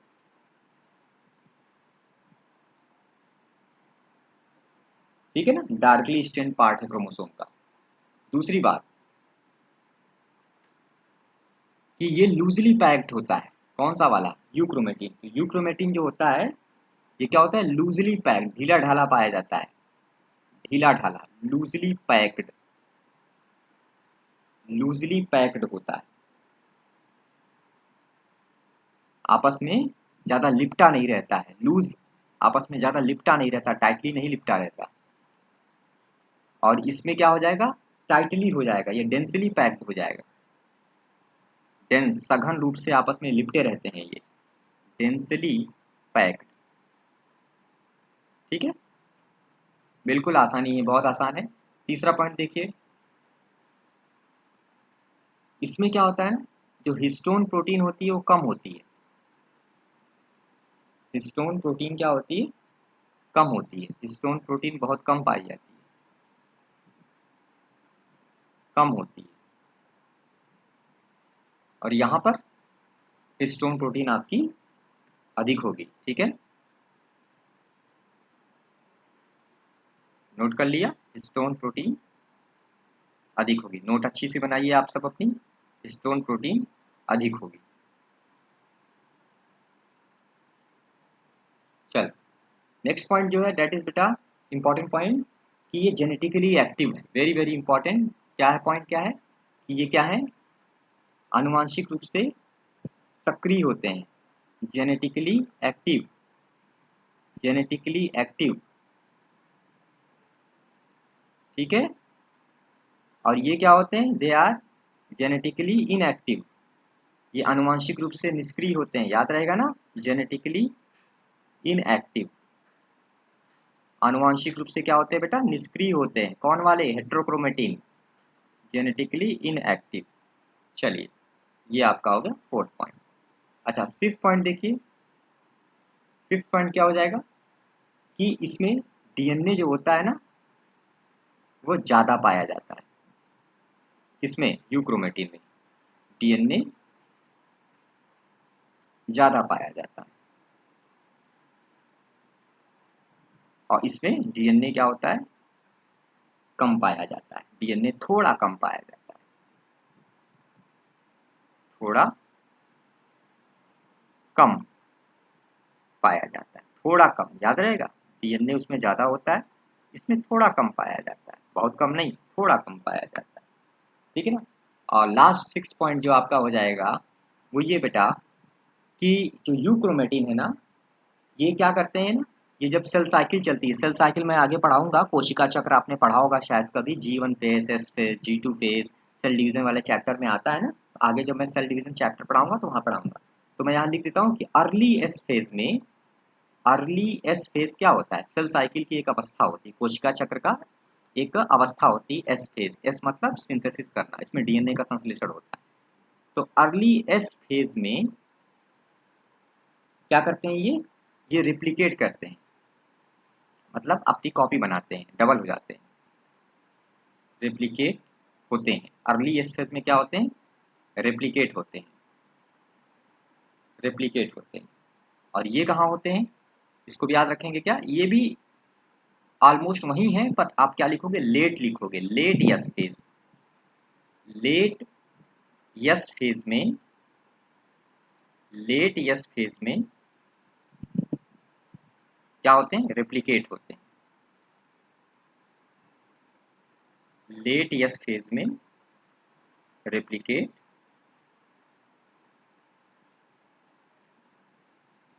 होते हैं, लेट यस फेज में रेप्लिकेट होते हैं, नोट कर लिया।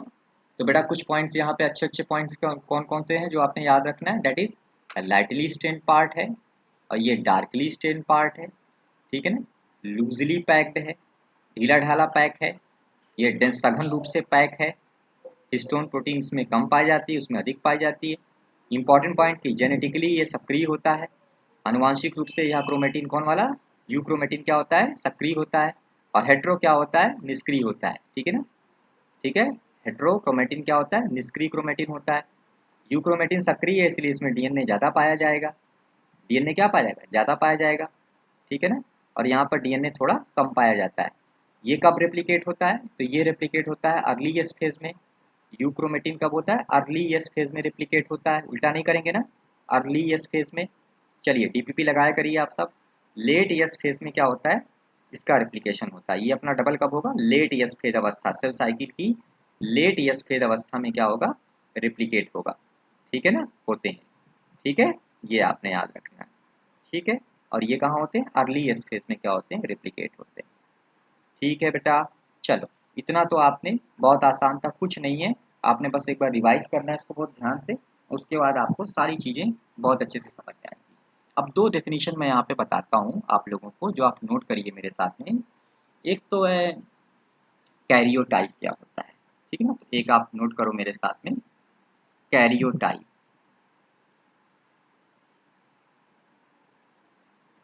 कैरियोटाइप,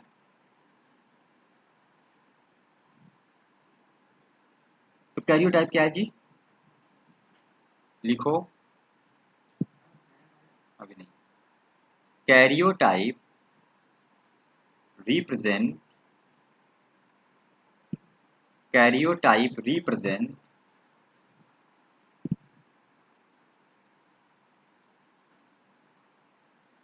रिप्रेजेंट, ध्यान से, शेप साइज, शेप साइज, आकार आकृति माप, नंबर संख्या, ठीक है ना, of chromosome, of chromosome, of chromosome, which identify, which identify, which identifies a particular chromosome set, which identifies a particular chromosome, chromosome set, क्या है बेटा, क्या है कैरियोटाइप, कैरियोटाइप क्या दर्शाता है, कैरियोटाइप दर्शाता है गुणसूत्र का शेप साइज और नंबर। जब हम किसी भी क्रोमोसोम का शेप साइज और नंबर को दर्शाते हैं, ठीक है ना, तो उसी को आप क्या बोलते हो, कैरियोटाइप। तो karyotype represent shape size number of chromosome which identifies a particular chromosome set, जिससे हमें पता चलता है कि क्रोमोसोम एक किसी विशिष्ट क्रोमोसोम के सेट की पहचान होती है। याद रखेंगे, कैरियोटाइप क्रोमोसोम के शेप साइज और नंबर को रिप्रेजेंट करता है, जिससे हम किसी एक पर्टिकुलर क्रोमोसोम सेट को पहचान सकते हैं, ठीक है ना, बहुत आसान है, कुछ नहीं है, आप इसको बस ध्यान से देखो, ध्यान से इसके वर्ड्स को दिमाग में अपने याद रखो, ठीक है ना। एक इसी तरह का एक और आपका होता है, डेट इज बेटा व्हाट, इडियोग्राम। तो इडियोग्राम क्या होता है वो भी मैं आपको बता देता हूँ बेटा, इडियोग्राम क्या होता है, तो चलो मेरे साथ यहाँ पे लिख लो, इडियोग्राम भी लिख लो। इडियोग्राम, बस इसकी डेफिनेशन याद रखो, इडियोग्राम। तो व्हाट इज इडियोग्राम, लिखो, कैरियोटाइप के, ये जो कैरियोटाइप अभी आपने पढ़ा, कैरियोटाइप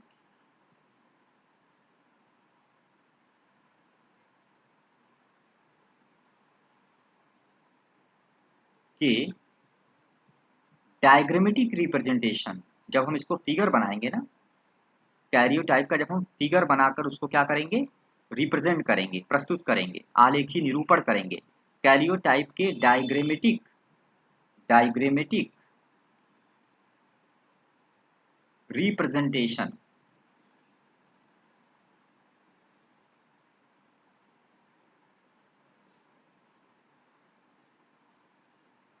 डायग्रामेटिक रिप्रेजेंटेशन को क्या बोलोगे? इडियोग्राम। इडियोग्राम कहते हैं। नोट कर लिया?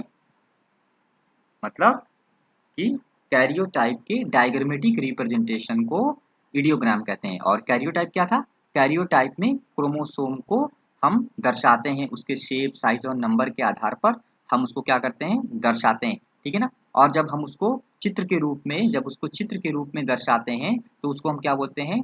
कैरियोटाइप के डायग्रामेटिक रिप्रेजेंटेशन को, यानी कि क्रोमोसोम के शेप, साइज, नंबर, उसको हम एक डायग्राम के द्वारा जब बताएंगे तो उसको हम क्या बोलेंगे? इडियोग्राम बोलेंगे। इडियोग्राम बहुत आसान है, लेकिन बस ध्यान से आप लोग इसको जो है एक बार देख लीजिए क्या है, और इसको अपने दिमाग में घुसा लीजिए। उसको उल्टा नहीं करिएगा प्लीज, इसको अच्छे से आपको एक बार रिवाइज करना पड़ेगा और आपको इसको ध्यान से देख लेना है, क्योंकि क्वेश्चन जो होंगे वो बिल्कुल ऐसे ही आएंगे और एकदम सही आपको उसको करना होगा। ठीक है ना? चलिए आगे बढ़ते हैं बेटा। और अब हम आपको पढ़ाते हैं क्रोमोसोम में ही कुछ और ज़रूरी बातें, और मैं आपको पढ़ाता हूँ अल्ट्रा स्ट्रक्चर ऑफ क्रोमोसोम, यानी गुणसूत्र की परासंरचना। परासंरचना क्या होती है? अभी संरचना पढ़ाया था, परासंरचना मतलब कि अब हम उसको और डिटेल में देखेंगे क्या होता है, और डीप में जाएंगे।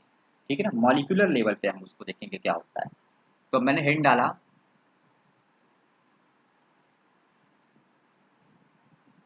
Ultra structure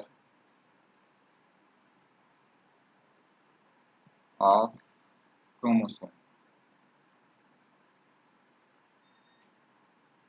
ultra structure of chromosome. Ultra structure of chromosome. ठीक है ना? हिंदी में क्या बोलेंगे? गुणसूत्र की परासंरचना बोलेंगे। गुणसूत्र की परासंरचना, अल्ट्रा स्ट्रक्चर ऑफ क्रोमोसोम। ठीक। तो अभी मैंने शुरू में भी बताया था, फिर से जान लो कि जो क्रोमोसोम है वो किसका बना हुआ है। क्रोमोसोम बेसिकली किसका बना हुआ होता है? सारे बच्चों को पता होता है, छोटे बच्चे भी जानते हैं कि जो गुणसूत्र होता है वो बना होता है मेनली किसका? वो बना होता है डीएनए और प्रोटीन का। डीएनए प्लस प्रोटीन, ये तो जानते हो ना? तो क्रोमोसोम जो होता है वो किसका बना होता है? डीएनए और प्रोटीन का बना होता है। ठीक है ना? अच्छा, अब हम अगर क्रोमोसोम को बहुत डिटेल में, उसको डीप लेवल पे जाके पढ़ना चाहें कि क्रोमोसोम का जो अल्ट्रा स्ट्रक्चर है, उसकी जो परासंरचना है, उसको समझना चाहें तो उसके लिए हमें एक मॉडल लेना पड़ेगा। एक मॉडल लेना पड़ेगा, और उस मॉडल का नाम है, उस सिद्धांत का नाम है न्यूक्लियोसोमल मॉडल। न्यूक्लियोसोमल मॉडल। ठीक है, याद रहेगा? तो न्यूक्लियोसोमल मॉडल अब हम पढ़ेंगे। तो ये जो न्यूक्लियोसोमल मॉडल है ना, ये हमें क्रोमोसोम की परासंरचना को बताता है। सबसे बेस्ट, सबसे अच्छा मॉडल इसी को, सर्वश्रेष्ठ मॉडल है। कौन सा मॉडल? न्यूक्लियोसोमल मॉडल। ठीक है ना? तो इसका सर्वश्रेष्ठ मॉडल इसको माना जाता है। चलिए, तो इसको किसने दिया था? इसको दिया था थॉमस और कोरनबर्ग ने। ठीक है ना? गिवन बाई, यहाँ लिख देते हैं, given by Thomas Thomas and Kornberg. Kornberg की स्पेलिंग KORNBERG,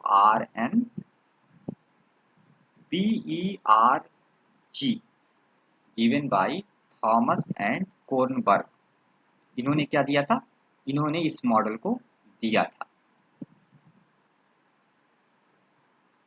ठीक है बेटा? तो ये न्यूक्लियोसोमल मॉडल को। अच्छा, ये देखिए, मैंने आपको बताया ना कि ये क्या है? ये क्रोमोसोम, ये क्रोमोसोम ये क्रोमोसोम ये क्रोमोसोम के अल्ट्रा स्ट्रक्चर, ये क्रोमोसोम के अल्ट्रा स्ट्रक्चर को समझाने के लिए या समझने के लिए श्रेष्ठ है। याद रखेंगे इस बात को, समझाने या समझने के लिए क्या है? श्रेष्ठ है। सबसे अच्छा मॉडल इसको माना जाता है। मैं काफी देर से बोल रहा हूँ। ठीक है ना? अच्छा, इस मॉडल के द्वारा क्या बोला गया? इस मॉडल के द्वारा वेरी वेरी इंपॉर्टेंट, इस मॉडल के द्वारा डीएनए पैकेजिंग, सुन रखा होगा आपने कभी, डीएनए पैकेजिंग, डीएनए पैकेजिंग याद रहेगा। डीएनए पैकेज कैसे होता है, डीएनए पैकेजिंग, डीएनए पैकेजिंग समझा जाता है। क्या समझा जाता है इस मॉडल के द्वारा, डीएनए पैकेजिंग समझा जाता है। ध्यान से सब लोग, बहुत ध्यान से समझा जाता है, ठीक है ना। अच्छा, डीएनए पैकेजिंग क्या होता है इसका मतलब, तो बात करें अगर डीएनए पैकेजिंग की तो मैं यहाँ पर लिख देता हूँ सबसे पहले डीएनए पैकेजिंग।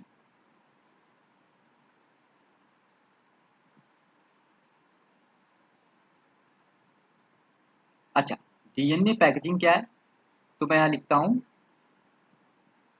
आपको पता है ना कि डीएनए क्या है, बहुत लंबा है, डीएनए बहुत लंबा है। आप जानते हो ना डीएनए कितना लंबा है, अर्थ को हम लपेट सकते हैं, पूरी पृथ्वी को लपेट सकते हैं, डीएनए बहुत लंबा है।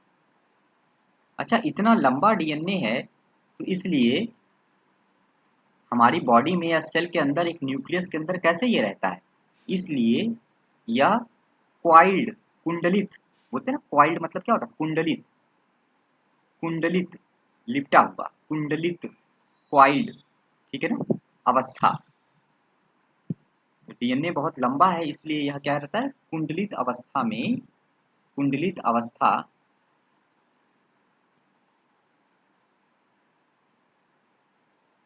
के गुणसूत्र में, गुणसूत्र में पैक किया जाता है। क्या किया जाता है, पैक किया जाता है।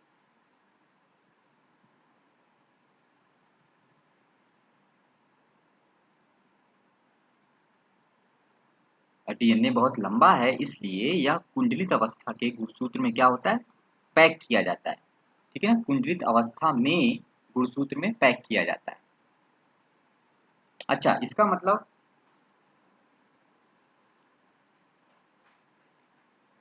आपने जैसे आपने देखा होगा बच्चे जो है पतंग उड़ाते हैं, सबने देखा होगा, पतंग उड़ाया भी होगा शायद, या कभी देखा होगा कि बच्चे क्या करते हैं, पतंग उड़ाते हैं। जब मकर संक्रांति आती है तो बच्चे अपनी क्या करते हैं, अपनी अपनी जो पतंग होती है उसको लेकर उड़ाते हैं। अच्छा, जो पतंग की जो डोरी होती है ना, धागा होता है ना, वो जो धागा होता है उसका, वो कितना लंबा होता है, बच्चे क्या करते हैं, बच्चे जाते हैं मार्केट से इस धागे को खरीद के लाते हैं, जिसकी डोरी होती है इसको खरीद के लाते हैं, ठीक है, जो माझा होता है उसको खरीद के लाते हैं। और इसकी जो लंबाई होती है वो क्या करते हैं, बच्चे जब जाते हैं खरीदने के लिए तो उनके पास क्या होती है, वो उनके पास एक होती है, क्या उसको आप क्या बोलते थे, फिरकी बोलते थे ना, आप अलग अलग नाम होते हैं ना, ऐसे एक फिरकी होती थी, ऐसे एक फिरकी होती थी, ठीक है ना। और उस फिरकी में जो है क्या होता था, बच्चे मार्केट में जाते थे पतंग वाली शॉप पे, और वहां पर वो धागे को क्या करते थे, इसी पे बहुत लंबे धागे को इसी में वो क्या कर लेते थे, पैक करवा लेते थे, इसी पे धागों को वो चढ़ाते थे, ठीक है ना। अब धागा आपको बहुत लंबा, बहुत ऊंची पतंग उड़ानी है तो आपको लंबा धागा चाहिए ना, एकदम आसमान में पहुंचानी है तो 5,000 मीटर, मान लीजिए 5,000 मीटर, 5 किलोमीटर लंबा धागा आपको चाहिए। तो आप फिरकी लेके जाओगे दुकान पे, तो फिरकी वाला क्या करेगा, इस पे भर देगा, कितना भर देगा, 5,000 मीटर धागा आपका इसी पे क्या कर देगा, भर देगा, भरता है कि नहीं, भर देता है, इस तरह से, ठीक है ना, भर देता है ना। तो आप देखो, समझो ना, ये मैं क्यों बता रहा हूँ, इसलिए बता रहा हूँ क्योंकि क्रोमोसोम जो डीएनए होता है वो भी बहुत लंबा है, बहुत लंबा है।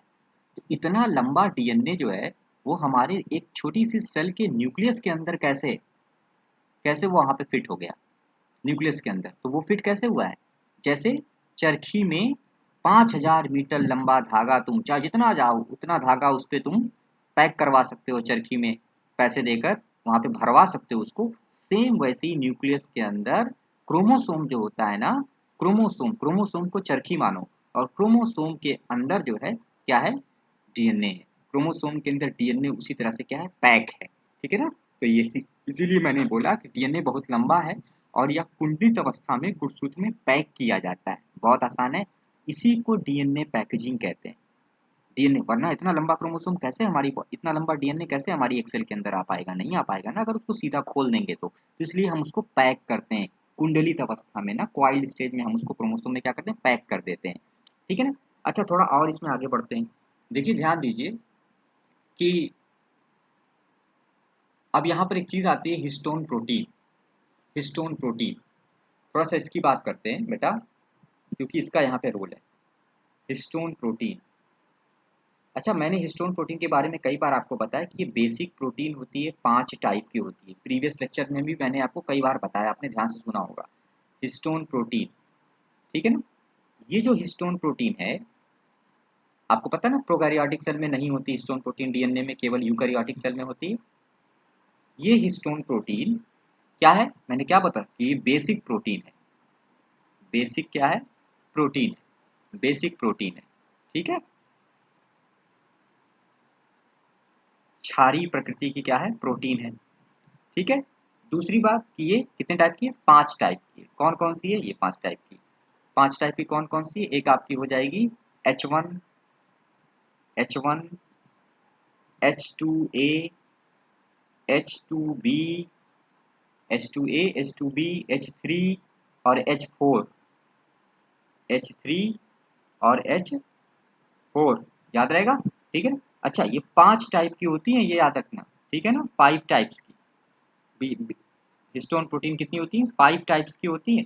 अच्छा H1 जो होता है ना, H1 जो हिस्टोन प्रोटीन है, इसके अंदर क्या होता है ना, एक अमीनो अम्ल होता है लाइसिन, ध्यान से सुनिएगा, ये लाइसिन रिच होती है।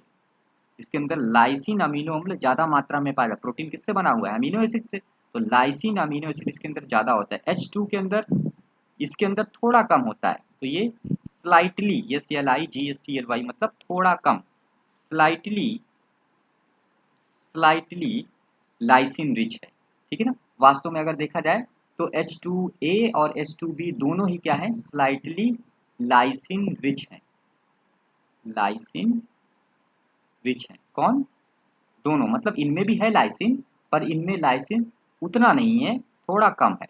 तो H21 और H2B दोनों में दोनों क्या है, दोनों जो बेसिक प्रोटीन है, दोनों जो हिस्टोन प्रोटीन है, वो स्लाइटली लाइसिन रिच है, ठीक है। और ये H3 और H4 ये जो दोनों है ना, ये दोनों आर्जिनिन रिच है, याद रहेगा। आर्जिनिन क्या है, ये भी एक अमीनो एसिड है, आर्जिनिन। तो आर्जिन, आर्जिन भी बोल सकते हैं, आर्जिन रिच है, ठीक है ना। तो ये आर्जिन रिच है, कौन सी, H3 और H4, ठीक है, याद रहेगा ये चीज। इसका मतलब ये हुआ, इसका मतलब ये हुआ, एक पॉइंट यहाँ से ये पता चला कि जो हिस्टोन प्रोटीन होती हैं, हिस्टोन प्रोटीन वो आर्जिन या आर्जिनिन दोनों सही है, आर्जिन आर्जिनिन, ठीक है ना। हिस्टोन प्रोटीन जो होती है वो क्या है, आर्जिनिन व लाइसिन, आर्जिनिन व लाइसिन एमिनो एसिड से बनी होती है, एमिनो एसिड से बनी होती है, बहुत इंपॉर्टेंट है। एमिनो एसिड से, ये क्वेश्चन आया है एग्जाम में, एमिनो एसिड से बनी होती है। क्या कि हिस्टोन प्रोटीन आर्जिनिन व लाइसिन एमिनो एसिड से बनी होती है, ठीक है ना। अब कौन सी आर्जिनिन से बनी है, कौन लाइसिन से बनी है, मैंने आपको बताया। एक पॉइंट तो ये आपने यहाँ पे कंक्लूजन निकाला। दूसरा अब यहाँ पे थोड़ा सा नॉन हिस्टोन प्रोटीन के बारे में थोड़ा सा मैं बता दूं, एक पॉइंट बस केवल। नॉन हिस्टोन प्रोटीन से कोई क्वेश्चन नहीं है, बस केवल इतना जानिए कि नॉन हिस्टोन प्रोटीन जो होती है वो बेसिक नहीं होती है। Non histone protein acidic nature की होती है, तो यही यहाँ पे लिख दीजिए कि non histone protein, non histone protein कैसी होती है, बेसिक, सॉरी एसिडिक, ठीक है ना, अम्लीय प्रकृति की। बेसिक तो यही है histone, non histone protein acidic, acidic nature के होते हैं, याद रहेगा, ये तो याद रहेगा। Acidic nature, histone protein basic nature के और नॉन हिस्टोन प्रोटीन कैसे हैं, एसिडिक नेचर के होते हैं। फोकस आपको करना है किस पे, हिस्टोन प्रोटीन में, क्योंकि हिस्टोन प्रोटीन में आपने देखा कि हिस्टोन प्रोटीन जो है वो 5 टाइप की है, बेसिक प्रोटीन है, H1, H2A, H1, H2A, H3, H2B, H3 और H4, बहुत आसान है। Lysine rich H1, H1 lysine rich है, H2A H2B भी लाइसिन रिच है लेकिन स्लाइटली लाइसिन रिच है, और नीचे की जो दो हैं H3 और H4 वो आर्जिनिन रिच हैं या आर्जिन रिच हैं। ठीक है ना, इसका मतलब कि जो हिस्टोन प्रोटीन होती हैं वो आर्जिनिन और लाइसिन अमीनो एसिड से बनी होती हैं। ठीक है ना, और यहाँ पर एक पॉइंट मैंने एक्स्ट्रा बताया कि जो नॉन हिस्टोन प्रोटीन है वो कैसी होती हैं, वो आपकी होती हैं कैसी, एसिडिक। ठीक है ना, तो ये एसिडिक होती हैं, ये याद रखना है आपको। ठीक है ना, और ये कैसी होती हैं, बेसिक होती है, ये बेसिक होती है। वो एसिडिक होती हैं, वो क्या होती हैं, बेसिक। ठीक है ना। अच्छा, अभी मैं आपको न्यूक्लियोसोमल मॉडल पढ़ा रहा हूँ। तो अब जरा सा इतना बताने के बाद अब मैं वापस से आता हूँ न्यूक्लियोसोमल मॉडल में। और न्यूक्लियोसोमल मॉडल में जैसा कि आपको पता है साइंटिस्ट का नाम था थॉमस और कॉर्नबर्ग। तो थॉमस और कॉर्नबर्ग ने क्या बताया था, देखिए बच्चों ध्यान से, ये जो न्यूक्लियोसोमल मॉडल इसमें न्यूक्लियोसोम के बारे में बताया गया। किसके बारे में, न्यूक्लियोसोम के बारे में। अब ये न्यूक्लियोसोम संरचना क्या होती है, ये न्यूक्लियोसोम जो संरचना है ये नाम किसने दिया था, तो ये नाम जो है, ये नाम आपका, मैं बता दूं आपको, सबसे पहले तो नोट कर लीजिए कि न्यूक्लियोसोम नाम जो है वो दिया था किसने, आउडेट ने। तो ये नाम जो है वो किसने दिया था, आउडेट, स्पेलिंग OUDET, याद रहेगा, आउडेट वैज्ञानिक का नाम है, आउडेट ने दिया था, आउडेट ने दिया था।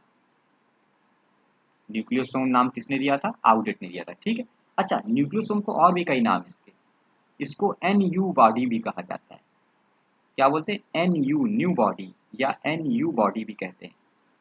ठीक है ना, इसको हम कोर पार्टिकल भी कहते हैं, कोर पार्टिकल, कोर पार्टिकल भी कहते हैं। ये भी सारे न्यूक्लियोसोम के नाम।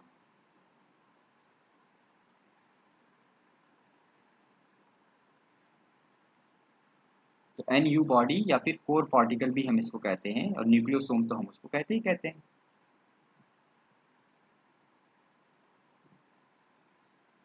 अच्छा, अगली बात कि न्यूक्लियोसोम जो स्ट्रक्चर, अभी मैं फिगर बनाऊंगा, न्यूक्लियोसोम जो स्ट्रक्चर है इसकी साइज कितनी है। तो न्यूक्लियोसोम की साइज याद रखिएगा,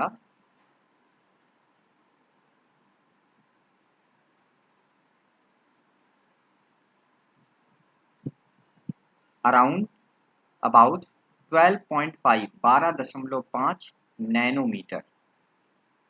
ठीक है ना, 12.5 नैनोमीटर। और एक पॉइंट और कि जो न्यूक्लियोसोम है, nucleosome, nucleosome, nucleosome is a सब यूनिट, उप इकाई है, सब unit of chromatin. Nucleosome is a सब यूनिट ऑफ क्रोमेटिन, याद रहेगा, न्यूक्लियोसोम इज ए सब यूनिट ऑफ क्रोमेटिन। ये क्रोमेटिन क्या है, एक उप इकाई है। अच्छा, थोड़ा सा और देखते हैं क्रोमेटिन के बारे में क्या है। तो क्रोमेटिन क्या होता है, एक धागा होता है, आपको पता ही है, क्रोमेटिन ही आगे क्रोमोसोम कहलाता है। तो लिखें क्रोमेटिन, क्रोमेटिन क्या है, एक रंगीन धागा है, क्रोमेटिन एक रंगीन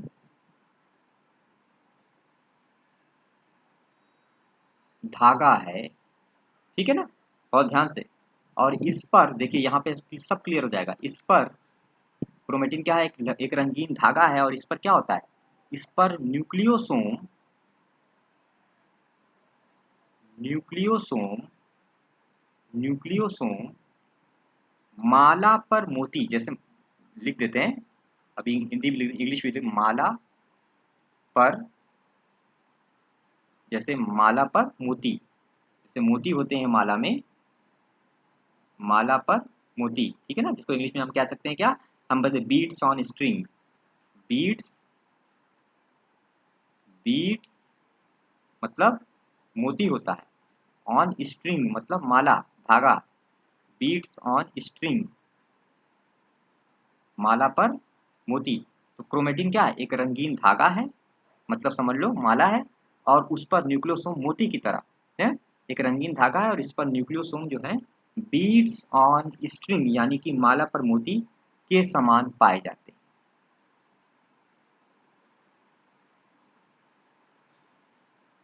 के समान पाए जाते हैं। समझ में आई बात? अच्छा, जैसे कि मान लो कि ये क्या है, मान लो कि आपका ये मान लो आपका क्या है, ये आपका क्रोमेटिन है, ठीक है ना। क्रोमेटिन रंगीन धागा है, ये क्रोमेटिन है। और इस क्रोमेटिन पे क्या है, इस तरह से आपको क्या दिखाई दे रहे हैं, इस तरह से मोती के जैसे बीच बीच में आपको क्या दिखाई दे रहे हैं, न्यूक्लियोसोम। ये सब क्या है बेटा, न्यूक्लियोसोम, ठीक है ना। तो ये आपका क्या हो गया, क्रोमेटिन। क्रोमेटिन और इस क्रोमेटिन पे आपको क्या दिखाई दे रहे हैं, मोती के समान न्यूक्लियोसोम। समझ में आ रही बात ना? तो ये आपको समझ में आना चाहिए। तो क्रोमेटिन पर न्यूक्लियोसोम कैसे होते हैं, जैसे माला पर मोती, याद हो गया, माला पर मोती होता है, ठीक है ना। अच्छा, दूसरी बात ये कि जो न्यूक्लियोसोम है ना, न्यूक्लियोसोम, अब थोड़ा सा इसको और डिटेल देखते हैं। न्यूक्लियोसोम जो है, ठीक है, इसमें दो पार्ट होते हैं। Nucleosome consist two part. कितने पार्ट होते हैं न्यूक्लियोसोम में, दो पार्ट होते हैं, टू पार्ट। ध्यान से समझिएगा ये सब बातें, ठीक है ना। अच्छा, एक जो पार्ट इसका है, इसका एक जो पार्ट है उसको आप बोलते हो कोर। क्या बोलते हो, कोर। पहला पार्ट जो है, जो सबसे इंपॉर्टेंट पार्ट है, वो क्या है, कोर है। कोर का मतलब क्या होता है, एक तो कोर हो गया, core of nucleosome, core of nucleo, core of nucleosome, ठीक है ना।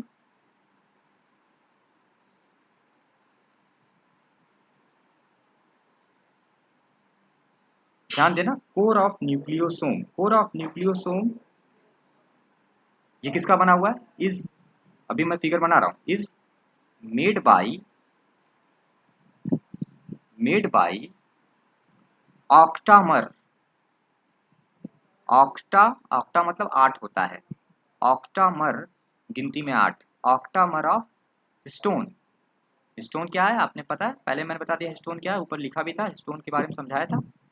Octamer of stone protein, stone protein, octamer of stone protein कौन कौन सी, H2A, देखिए H1 नहीं है, H2A, H2B, H3 और H4, सब कितने कितने होते हैं, दो दो रहते हैं।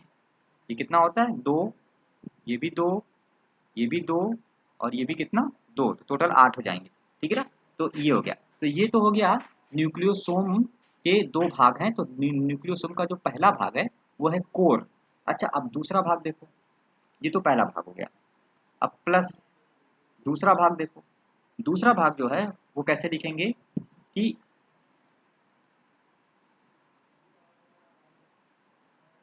कोर के चारों तरफ, कोर के चारों तरफ,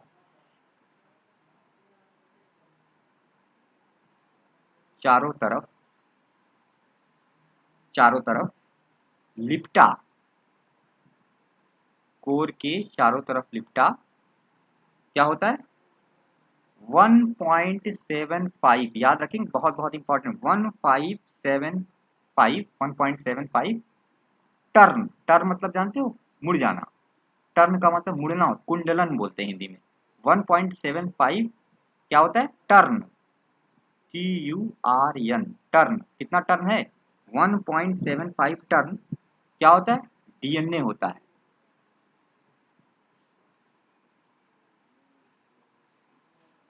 क्या होता है, डीएनए होता है, यानी कोर के चारों तरफ कौन लिपटा रहता है, डीएनए लिपटा रहता है। कितनी बार लिपटा रहता है, 1.75, ठीक है ना, 1.7 टर्न लिपटा रहता है। और इस डीएनए में कितने न्यूक्लियोटाइड बेस पेयर होते हैं, तो आगे लिख देंगे, जिसमें जिसमें 200 बीपी, 200 बीपी मतलब बेस पेयर, 200 क्षार युग्म पाए जाते हैं न्यूक्लियोटाइड्स, ठीक है ना। 200 क्या पाए जाते हैं, बेस पेयर होते हैं, याद रखेगा।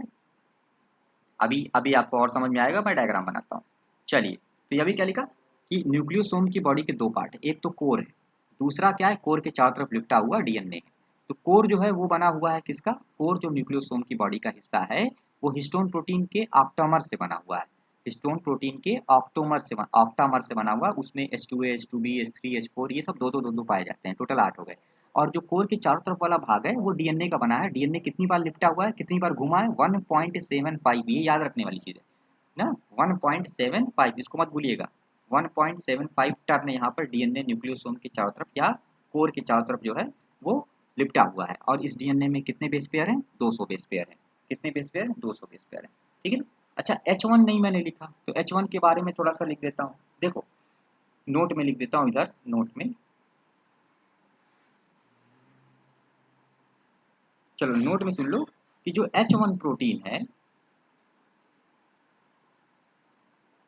H1 प्रोटीन वो किनारों पर पाया, मतलब कोर में नहीं होता, कोर मतलब होता है मध्य, कोर मतलब मध्य होता है, तो मध्य पे नहीं होता, वो अलग जगह पे होता है, फिगर में भी देखना।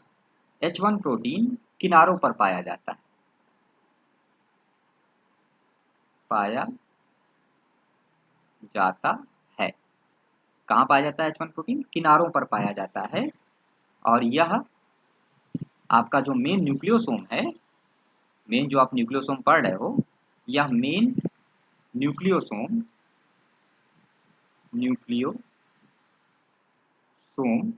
का भाग नहीं है, न्यूक्लियोसोम का पार्ट नहीं है, याद रहेगा, ये मेन न्यूक्लियोसोम का पार्ट नहीं माना जाता या नहीं होता है।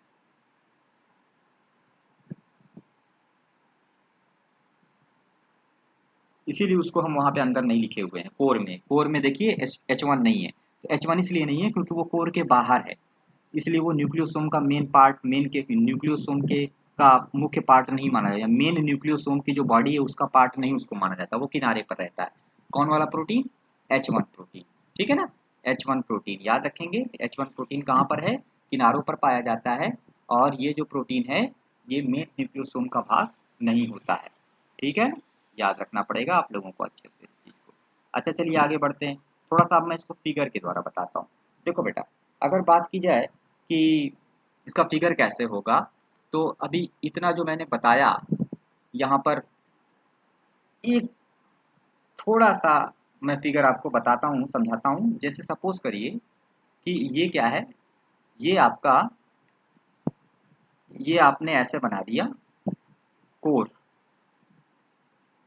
ये कोर है, ये क्या है, कोर है, ठीक है ना, मुख्य भाग है न्यूक्लियोसोम का। इसमें क्या है, इसमें प्रोटीन है, इसमें हिस्टोन प्रोटीन पाई जा रही है, ऑक्टामर हिस्टोन प्रोटीन का पाया जा रहा है, ठीक है ना। आपको पता है ना H1 कौन कौन से थे, तो H2A है, ठीक है ना, इस तरह से H2A है, ठीक है ना, H2A है, दो H2A है यहाँ पे, ठीक है ना, दो आपका H3 है, दो आपका क्या है, H4 है, ठीक है ना। सब सामने से नहीं दिखाई देती, पर मैं बता रहा हूँ टोटल जो होती है कितनी होती है, ऑक्टामर मतलब 8 हिस्टोन प्रोटीन यहाँ पर पाई जा रही है, दो H2A, दो H2B, दो H2A हैं, दो H2B हैं, और दो H3 और ये दो H4, यहाँ पे 6 दिख रही हैं, यहीं पे मैं बता देता हूँ, थोड़ा सा क्लियर कर लेता हूँ और सही से आपको दिखे ताकि। अच्छा देखिए, चलिए ये मैंने ऐसे बनाया था, ठीक है, ये मैंने ऐसे बनाया।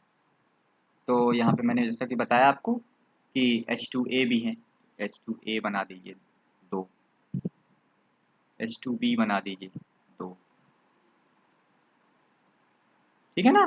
तो इस तरह से सारी बन गई यहाँ पे, तो ये कौन सी बन गई, H2A, H2B, ये सारी भी बन गई दो दो, H3 दो हैं, H4, टोटल 8 है इसके अंदर, ठीक है ना। और इसके चारों तरफ जो है, ये जो ये क्या है, ये आपका कोर हो गया, इस हिस्से को आप क्या जो बना है फिगर, ये क्या कहलाएगा, कोर कहलाएगा, ठीक है ना। और इस कोर पे कौन लिपटा हुआ है, इस कोर पे आपका लिपटा हुआ है डीएनए, तो डीएनए जो है इस पर 1.75 टर्न जो है इसके चारों तरफ लिपटा हुआ है, यही ना बोला था। तो 1.75 टर्न कैसे लिपटा रहेगा, सपोज करिए ये आपका डीएनए है, ये ऐसे लिपटा हुआ है इसके चारों तरफ, ऐसे, ऐसे आया हुआ है, ठीक है ना, इस तरह से।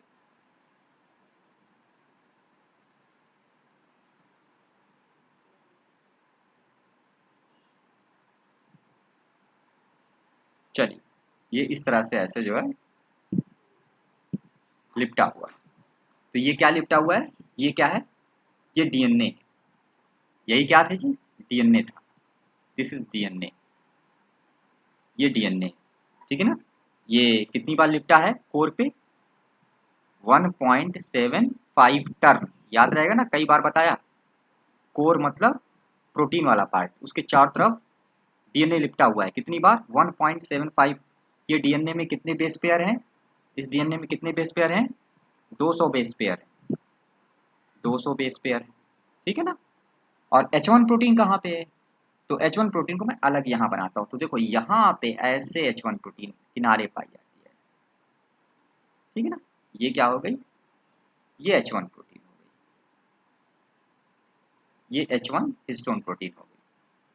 ये मुख्य भाग नहीं, ये अलग किनारे पाई जा रही है। H1 प्रोटीन किनारों पर पाई जाती है, मेन न्यूक्लियोसोम का पार्ट नहीं होता, ये अलग है, ठीक है ना। ये आपकी H1 प्रोटीन हो गई।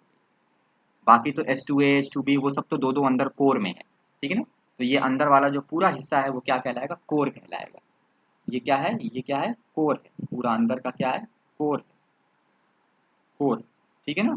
और डीएनए आपको दिख ही रहा है, ठीक है। ये जो फिगर बना हुआ है, ये जो फिगर बना हुआ है, ये वैसे ही है ना। अब इसी को अगर आप थोड़ा सा सपोज करो इस तरह से कि मान लो कि ये एक न्यूक्लियोसोम का स्ट्रक्चर हो गया, ये एक न्यूक्लियोसोम, ये पूरा न्यूक्लियोसोम का फिगर है, इसी को न्यूक्लियोसोम का डायग्राम बोलते हैं। इसमें एक कोर वाला पार्ट है जिसमें आपकी वो हिस्टोन प्रोटीन्स पाई जा रही हैं, और उस कोर पर लिपटा हुआ है डीएनए 1.75 टर्न, जो कि 200 बेस पेयर का बना हुआ है, ठीक है ना। 1.75 टर्न लिपटा हुआ है, ठीक है ना। और उसके बाद जो है किनारे की तरफ H1 हिस्टोन प्रोटीन अलग से पाई जाती है। मुख्य न्यूक्लियोसोम का भाग वो नहीं होता H1 प्रोटीन, बाकी सारी प्रोटीन मुख्य न्यूक्लियोसोम का भाग है, वो अंदर पाई जा रही है, कोर बनाती है, ठीक है ना। अच्छा, ये तो एक चीज हो गई। दूसरी बात ये कि अब एक चीज और समझिए यहाँ पे बेटा, लिंकर डीएनए क्या होता है, क्या चीज, लिंकर डीएनए। तो थोड़ा सा आगे बढ़ते हैं लेक्चर में और मैं आपको थोड़ा सा और बताता हूँ कि लिंकर डीएनए क्या होता है। थोड़ा सा 5 मिनट और धैर्य रखें आप लोग, ये खत्म हो जाता। चलिए, यहाँ पे देखो मैंने लिख दिया लिंकर डीएनए।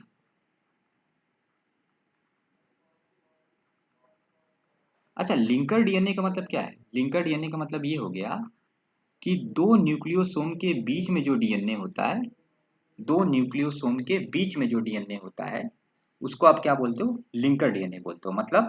मतलब अभी मैंने एक डायग्राम जो आपका बनाया था, कौन सा वाला डायग्राम बनाया था, जो मैंने ऐसे एक डायग्राम बनाया था, ठीक है ना। जैसे मैंने बनाया था कि आपका जो, जैसे माले पर मोती होता है, माला पर मोती, वो वाला डायग्राम बनाया था ना नॉर्मल समझाने के लिए। और उसमें मैंने आपको दिखाया था कि क्या होते हैं, इस तरह से क्या होते हैं, न्यूक्लियोसोम पाए जाते हैं, न्यूक्लियोसोम पाए जाते हैं, यही ना मैंने दिखाया था ना ऐसे, ठीक है ना। माले पर मोती में यही तो मैंने दिखाया था कि इस पर क्या है, न्यूक्लियोसोम पाए जा रहे हैं। अभी को मैंने न्यूक्लियोसोम को बड़ा करके भी आपको दिखाया, सही से दिखाया। अच्छा, तो दो न्यूक्लियोसोम के बीच में जो डीएनए है, ये वाला हिस्सा, इसी को आप बोलते हो लिंकर डीएनए। क्या बोलते हो, लिंकर डीएनए बोलते हो, ठीक है ना। हर दो न्यूक्लियोसोम के बीच में, दो न्यूक्लियोसोम को आपस में जो जोड़ने वाला डीएनए है, उसी को आप क्या बोलते हो, लिंकर डीएनए बोलते हो, ठीक है। तो इसको जरा सा लिखो। तो अभी मैं एक और डायग्राम बनाता हूँ। तो सबसे पहली बात तो ये कि क्या लिखा कि दो न्यूक्लियोसोम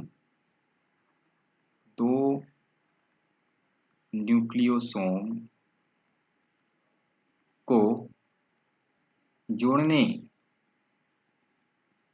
दो न्यूक्लियोसोम को जोड़ने वाली रचना, जोड़ने वाली रचना को क्या बोलते हो, लिंकर डीएनए कहते हो, लिंकर डीएनए कहते हैं, ठीक है ना। एक तो ये बात हो गई। अच्छा, एक बात तो ये हो गई। दूसरा ये कि जैसे मैंने एक और डायग्राम आपके लिए बनाया यहाँ पे, सपोज करिए ये मैंने अभी अभी को जो आपका बनाया था, ये आपका क्या था, ये एक न्यूक्लियोसोम का कोर था, ये कोर था ना, इसके अंदर प्रोटीन है ना, आपको पता है ना, प्रोटीन है, ऑक्टामर है, ठीक है ना। अच्छा, इस कोर में आपने क्या किया था, डीएनए को लिपटाया हुआ था, ठीक है ना। आपने डीएनए कैसे लिपटाया था, ऐसे। आपने इस पे 1.75 टन लिपटाया था ना, सपोज करिए ऐसे आपने डीएनए इस पे लिपटाया हुआ था, डीएनए लिपटा हुआ था, ठीक है ना। अच्छा, ये जो डीएनए, अच्छा बगल में फिर क्या होगा, एक और आपका न्यूक्लियोसोम होगा, ठीक है। और इस न्यूक्लियोसोम पे भी वैसे ही 1.75 टन क्या लिपटा होगा, डीएनए लिपटा होगा। ऐसे 1.75 टन क्या लिपटा होगा, डीएनए लिपटा होगा, ठीक है ना। चल 1.75 टन रहेगा वो रियल में, ठीक है ना। अच्छा आप ध्यान दीजिए कि ये जो आप देख रहे हो ना, ये यहाँ से लेकर ये वाला पार्ट, ये ऐसे, ये देखिए, ठीक है ना, ये। और यहाँ पर आपको पता है ना, यहाँ पर आपकी कौन सी प्रोटीन है, H1 प्रोटीन होगी, होती है ना, कोर के बाहर होती है ना, यहाँ पे H1 प्रोटीन होगी, ये H1 है, ये कोर है, ये आपका डीएनए है जो कोर को जो लिपटा हुआ है कोर के चारों तरफ, 1.75 टर्न लिपटा हुआ है, 200 बेस पेयर का है, ठीक है ना। लेकिन ये जो आपको इतना आपको दिख रहा है, कहाँ वाला हिस्सा, ये वाला हिस्सा इतना, ये देखिए, ये वाला डीएनए, इतना हिस्सा जो दो न्यूक्लियोसोम को आपस में जोड़ रहा है डीएनए, यही वाला जो डीएनए ना बेटा, इसी को बोलोगे क्या, लिंकर डीएनए। दिख रहा है ना, समझ में आ रहा है, सिंपल है, लिंकर डीएनए, ठीक है ना, लिंकर डीएनए। तो ऐसे न्यूक्लियोसोम तो बहुत सारे होंगे, ठीक है ना, और उस पर इसी तरह से जो है आपका लिपटा रहेगा, क्या लिपटा रहेगा, ऐसे लिपटा रहेगा, ठीक है ना। ये H1 प्रोटीन हो गई, और ये क्या हो गया, लिंकर डीएनए हो गया। ओके बेटा, तो ये आपका लिंकर डीएनए हो गया, समझ रहे हो, लिंकर डीएनए क्या समझ रहे हो, ठीक है। तो ये आपको समझना है, ठीक है। अच्छा अच्छा, एक चीज और, एक क्वेश्चन आता है कि क्यों डीएनए जो है कोर पे लिपटा रहता है, डीएनए क्यों हिस्टोन प्रोटीन के चारों तरफ 1.75 टन लिपटा रहता है, तो इसका रीजन क्या है, तो यहाँ पर मैं आपको लिख देता हूँ, अच्छे से बता देता हूँ, देखिए आप लिखिए मेरे साथ में, ये बहुत इंपॉर्टेंट चीज है कि न्यूक्लियोसोम में डीएनए व हिस्टोन, डीएनए व हिस्टोन एक साथ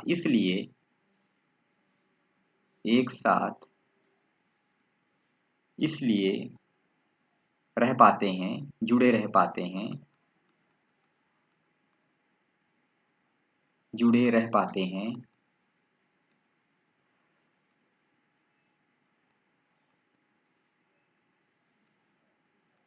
जानते हैं कारण क्या है, क्योंकि जो हिस्टोन प्रोटीन होती हैं वो पॉजिटिव चार्ज होती हैं, देखो बहुत बहुत इंपॉर्टेंट, क्योंकि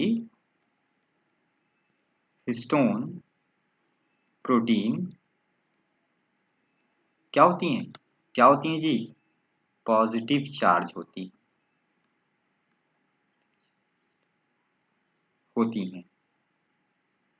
और डीएनए आपको पता ही होगा पहले से ही, डीएनए आप जानते होंगे, अगर कहीं पढ़े होंगे, किसी ने बताया होगा कि डीएनए क्या होता है, अच्छा पॉजिटिव चार्ज होती हैं, और डीएनए नेगेटिव चार्ज होता है, और डीएनए कैसा होता है, नेगेटिव चार्ज होता है, डीएनए आप पॉजिटिव नेगेटिव आपस में क्या करते हैं, अट्रैक्शन करते हैं, इसीलिए तो वो 1.75 टन डीएनए लिपटा है उसके ऊपर, हिस्टोन प्रोटीन के कोर पे, वो इसीलिए लिपटा है क्योंकि हिस्टोन प्रोटीन जो है, हिस्टोन प्रोटीन का जो कोर है वो पॉजिटिव चार्ज है और डीएनए नेगेटिव चार्ज है, इसीलिए वो आपस में एक दूसरे में लिपट जाते हैं, ठीक है ना। अच्छा एक पॉइंट और यहाँ पर, कि जो हिस्टोन प्रोटीन पॉजिटिव चार्ज होती है, क्यों होती है, तो हिस्टोन प्रोटीन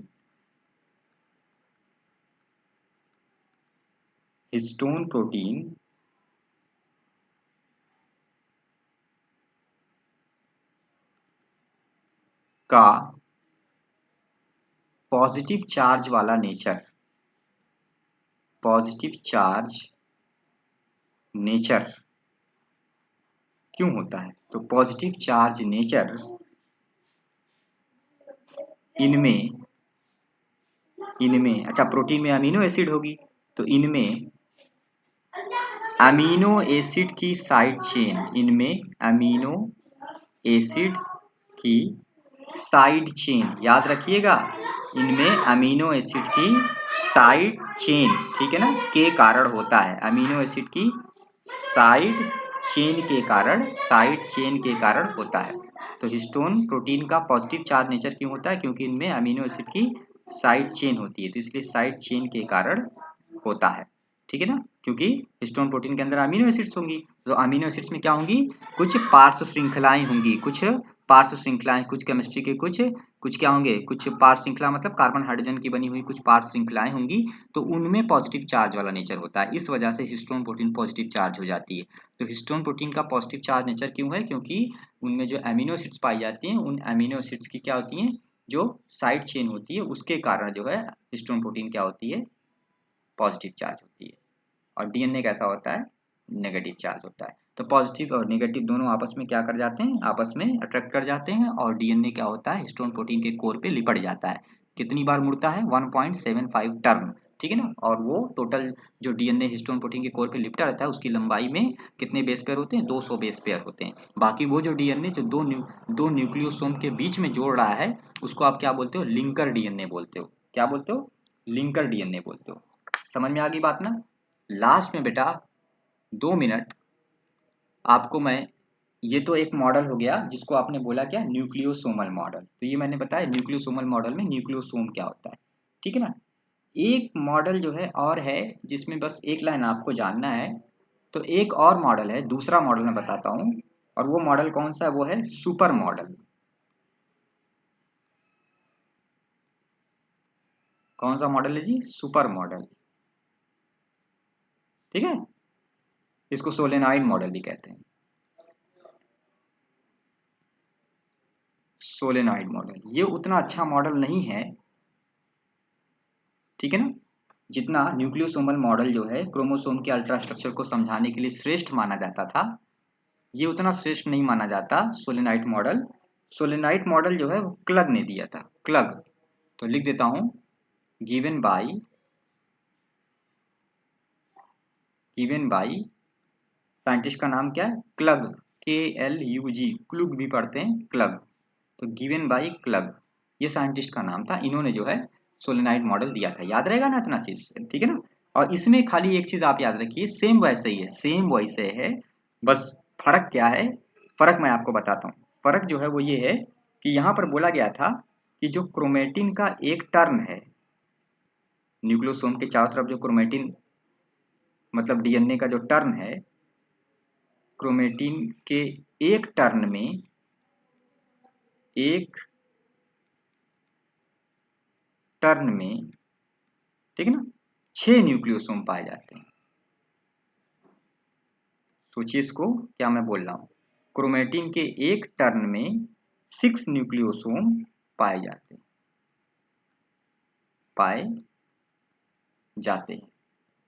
क्रोमेटिन के एक टर्न में कितने न्यूक्लियोसोम पाए जाते हैं? 6 न्यूक्लियोसोम पाए जाते हैं।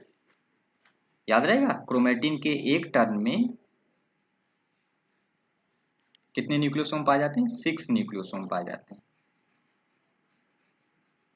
ये बताया गया था किसमें? सुपर मॉडल या सोलेनाइड मॉडल में। क्लग ने इसको दिया था, ठीक है ना। इसको सोलेनाइड मॉडल या फिर सुपर मॉडल भी कहा जाता है। चलिए, तो बेटा आज जो है जितना मैंने आपको बताया, आप लोग इसको बहुत ध्यान से रिवाइज करिए सारी चीज़ों को। मैंने आज आपको बहुत सारी चीज़ें बताई, ठीक है ना। अब आगे के लेक्चर में मैं आपको थोड़ा सा और कुछ बातों को बताऊंगा, ठीक है ना। जैसे केमिकल कंपोजिशन क्या होता है। तो केमिकल कंपोजिशन तो बहुत आसान है, उसमें तो 2 मिनट लगेगा। तो मैं आपको अभी बता देता हूँ केमिकल कंपोजिशन, और ताकि आगे के जो लेक्चर्स होंगे वो एक नए तरह के क्रोमोसोम के टॉपिक से जुड़े रहेंगे। तो केमिकल कंपोजिशन आप लास्ट में लिख दीजिए, क्रोमोसोम का रासायनिक संगठन मैं लिखवा देता हूं। तो chemical composition, chemical composition of chromosome,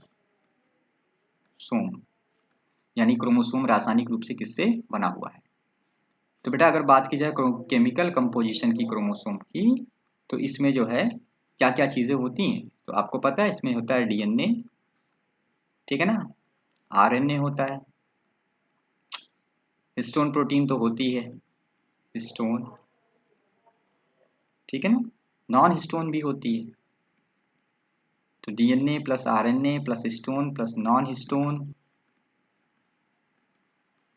ठीक है ना, प्लस प्लस कुछ आयन होते हैं, calcium ion Ca plus plus plus magnesium ion भी पाया जाता है क्रोमोसोम में Mg2 प्लस, और प्लस सोडियम आयन भी होता है Na प्लस, Na प्लस, ठीक है ना। तो this is called chemical composition of chromosome, ठीक है। तो नेक्स्ट टॉपिक्स या नेक्स्ट लेक्चर से हम लोग जायंट क्रोमोसोम के बारे में स्टडी करेंगे। तो आज का लेक्चर काफी हो गया है, नेक्स्ट लेक्चर में हम लोग जायंट क्रोमोसोम पढ़ेंगे, जिसमें हम आपको लैम्ब्रश क्रोमोसोम, पॉलीटीन क्रोमोसोम पढ़ा देंगे, ठीक है ना। तो फिलहाल आज का लेक्चर इतना काफी है, अगले लेक्चर में हम लोग इसके आगे के टॉपिक्स को पढ़ेंगे।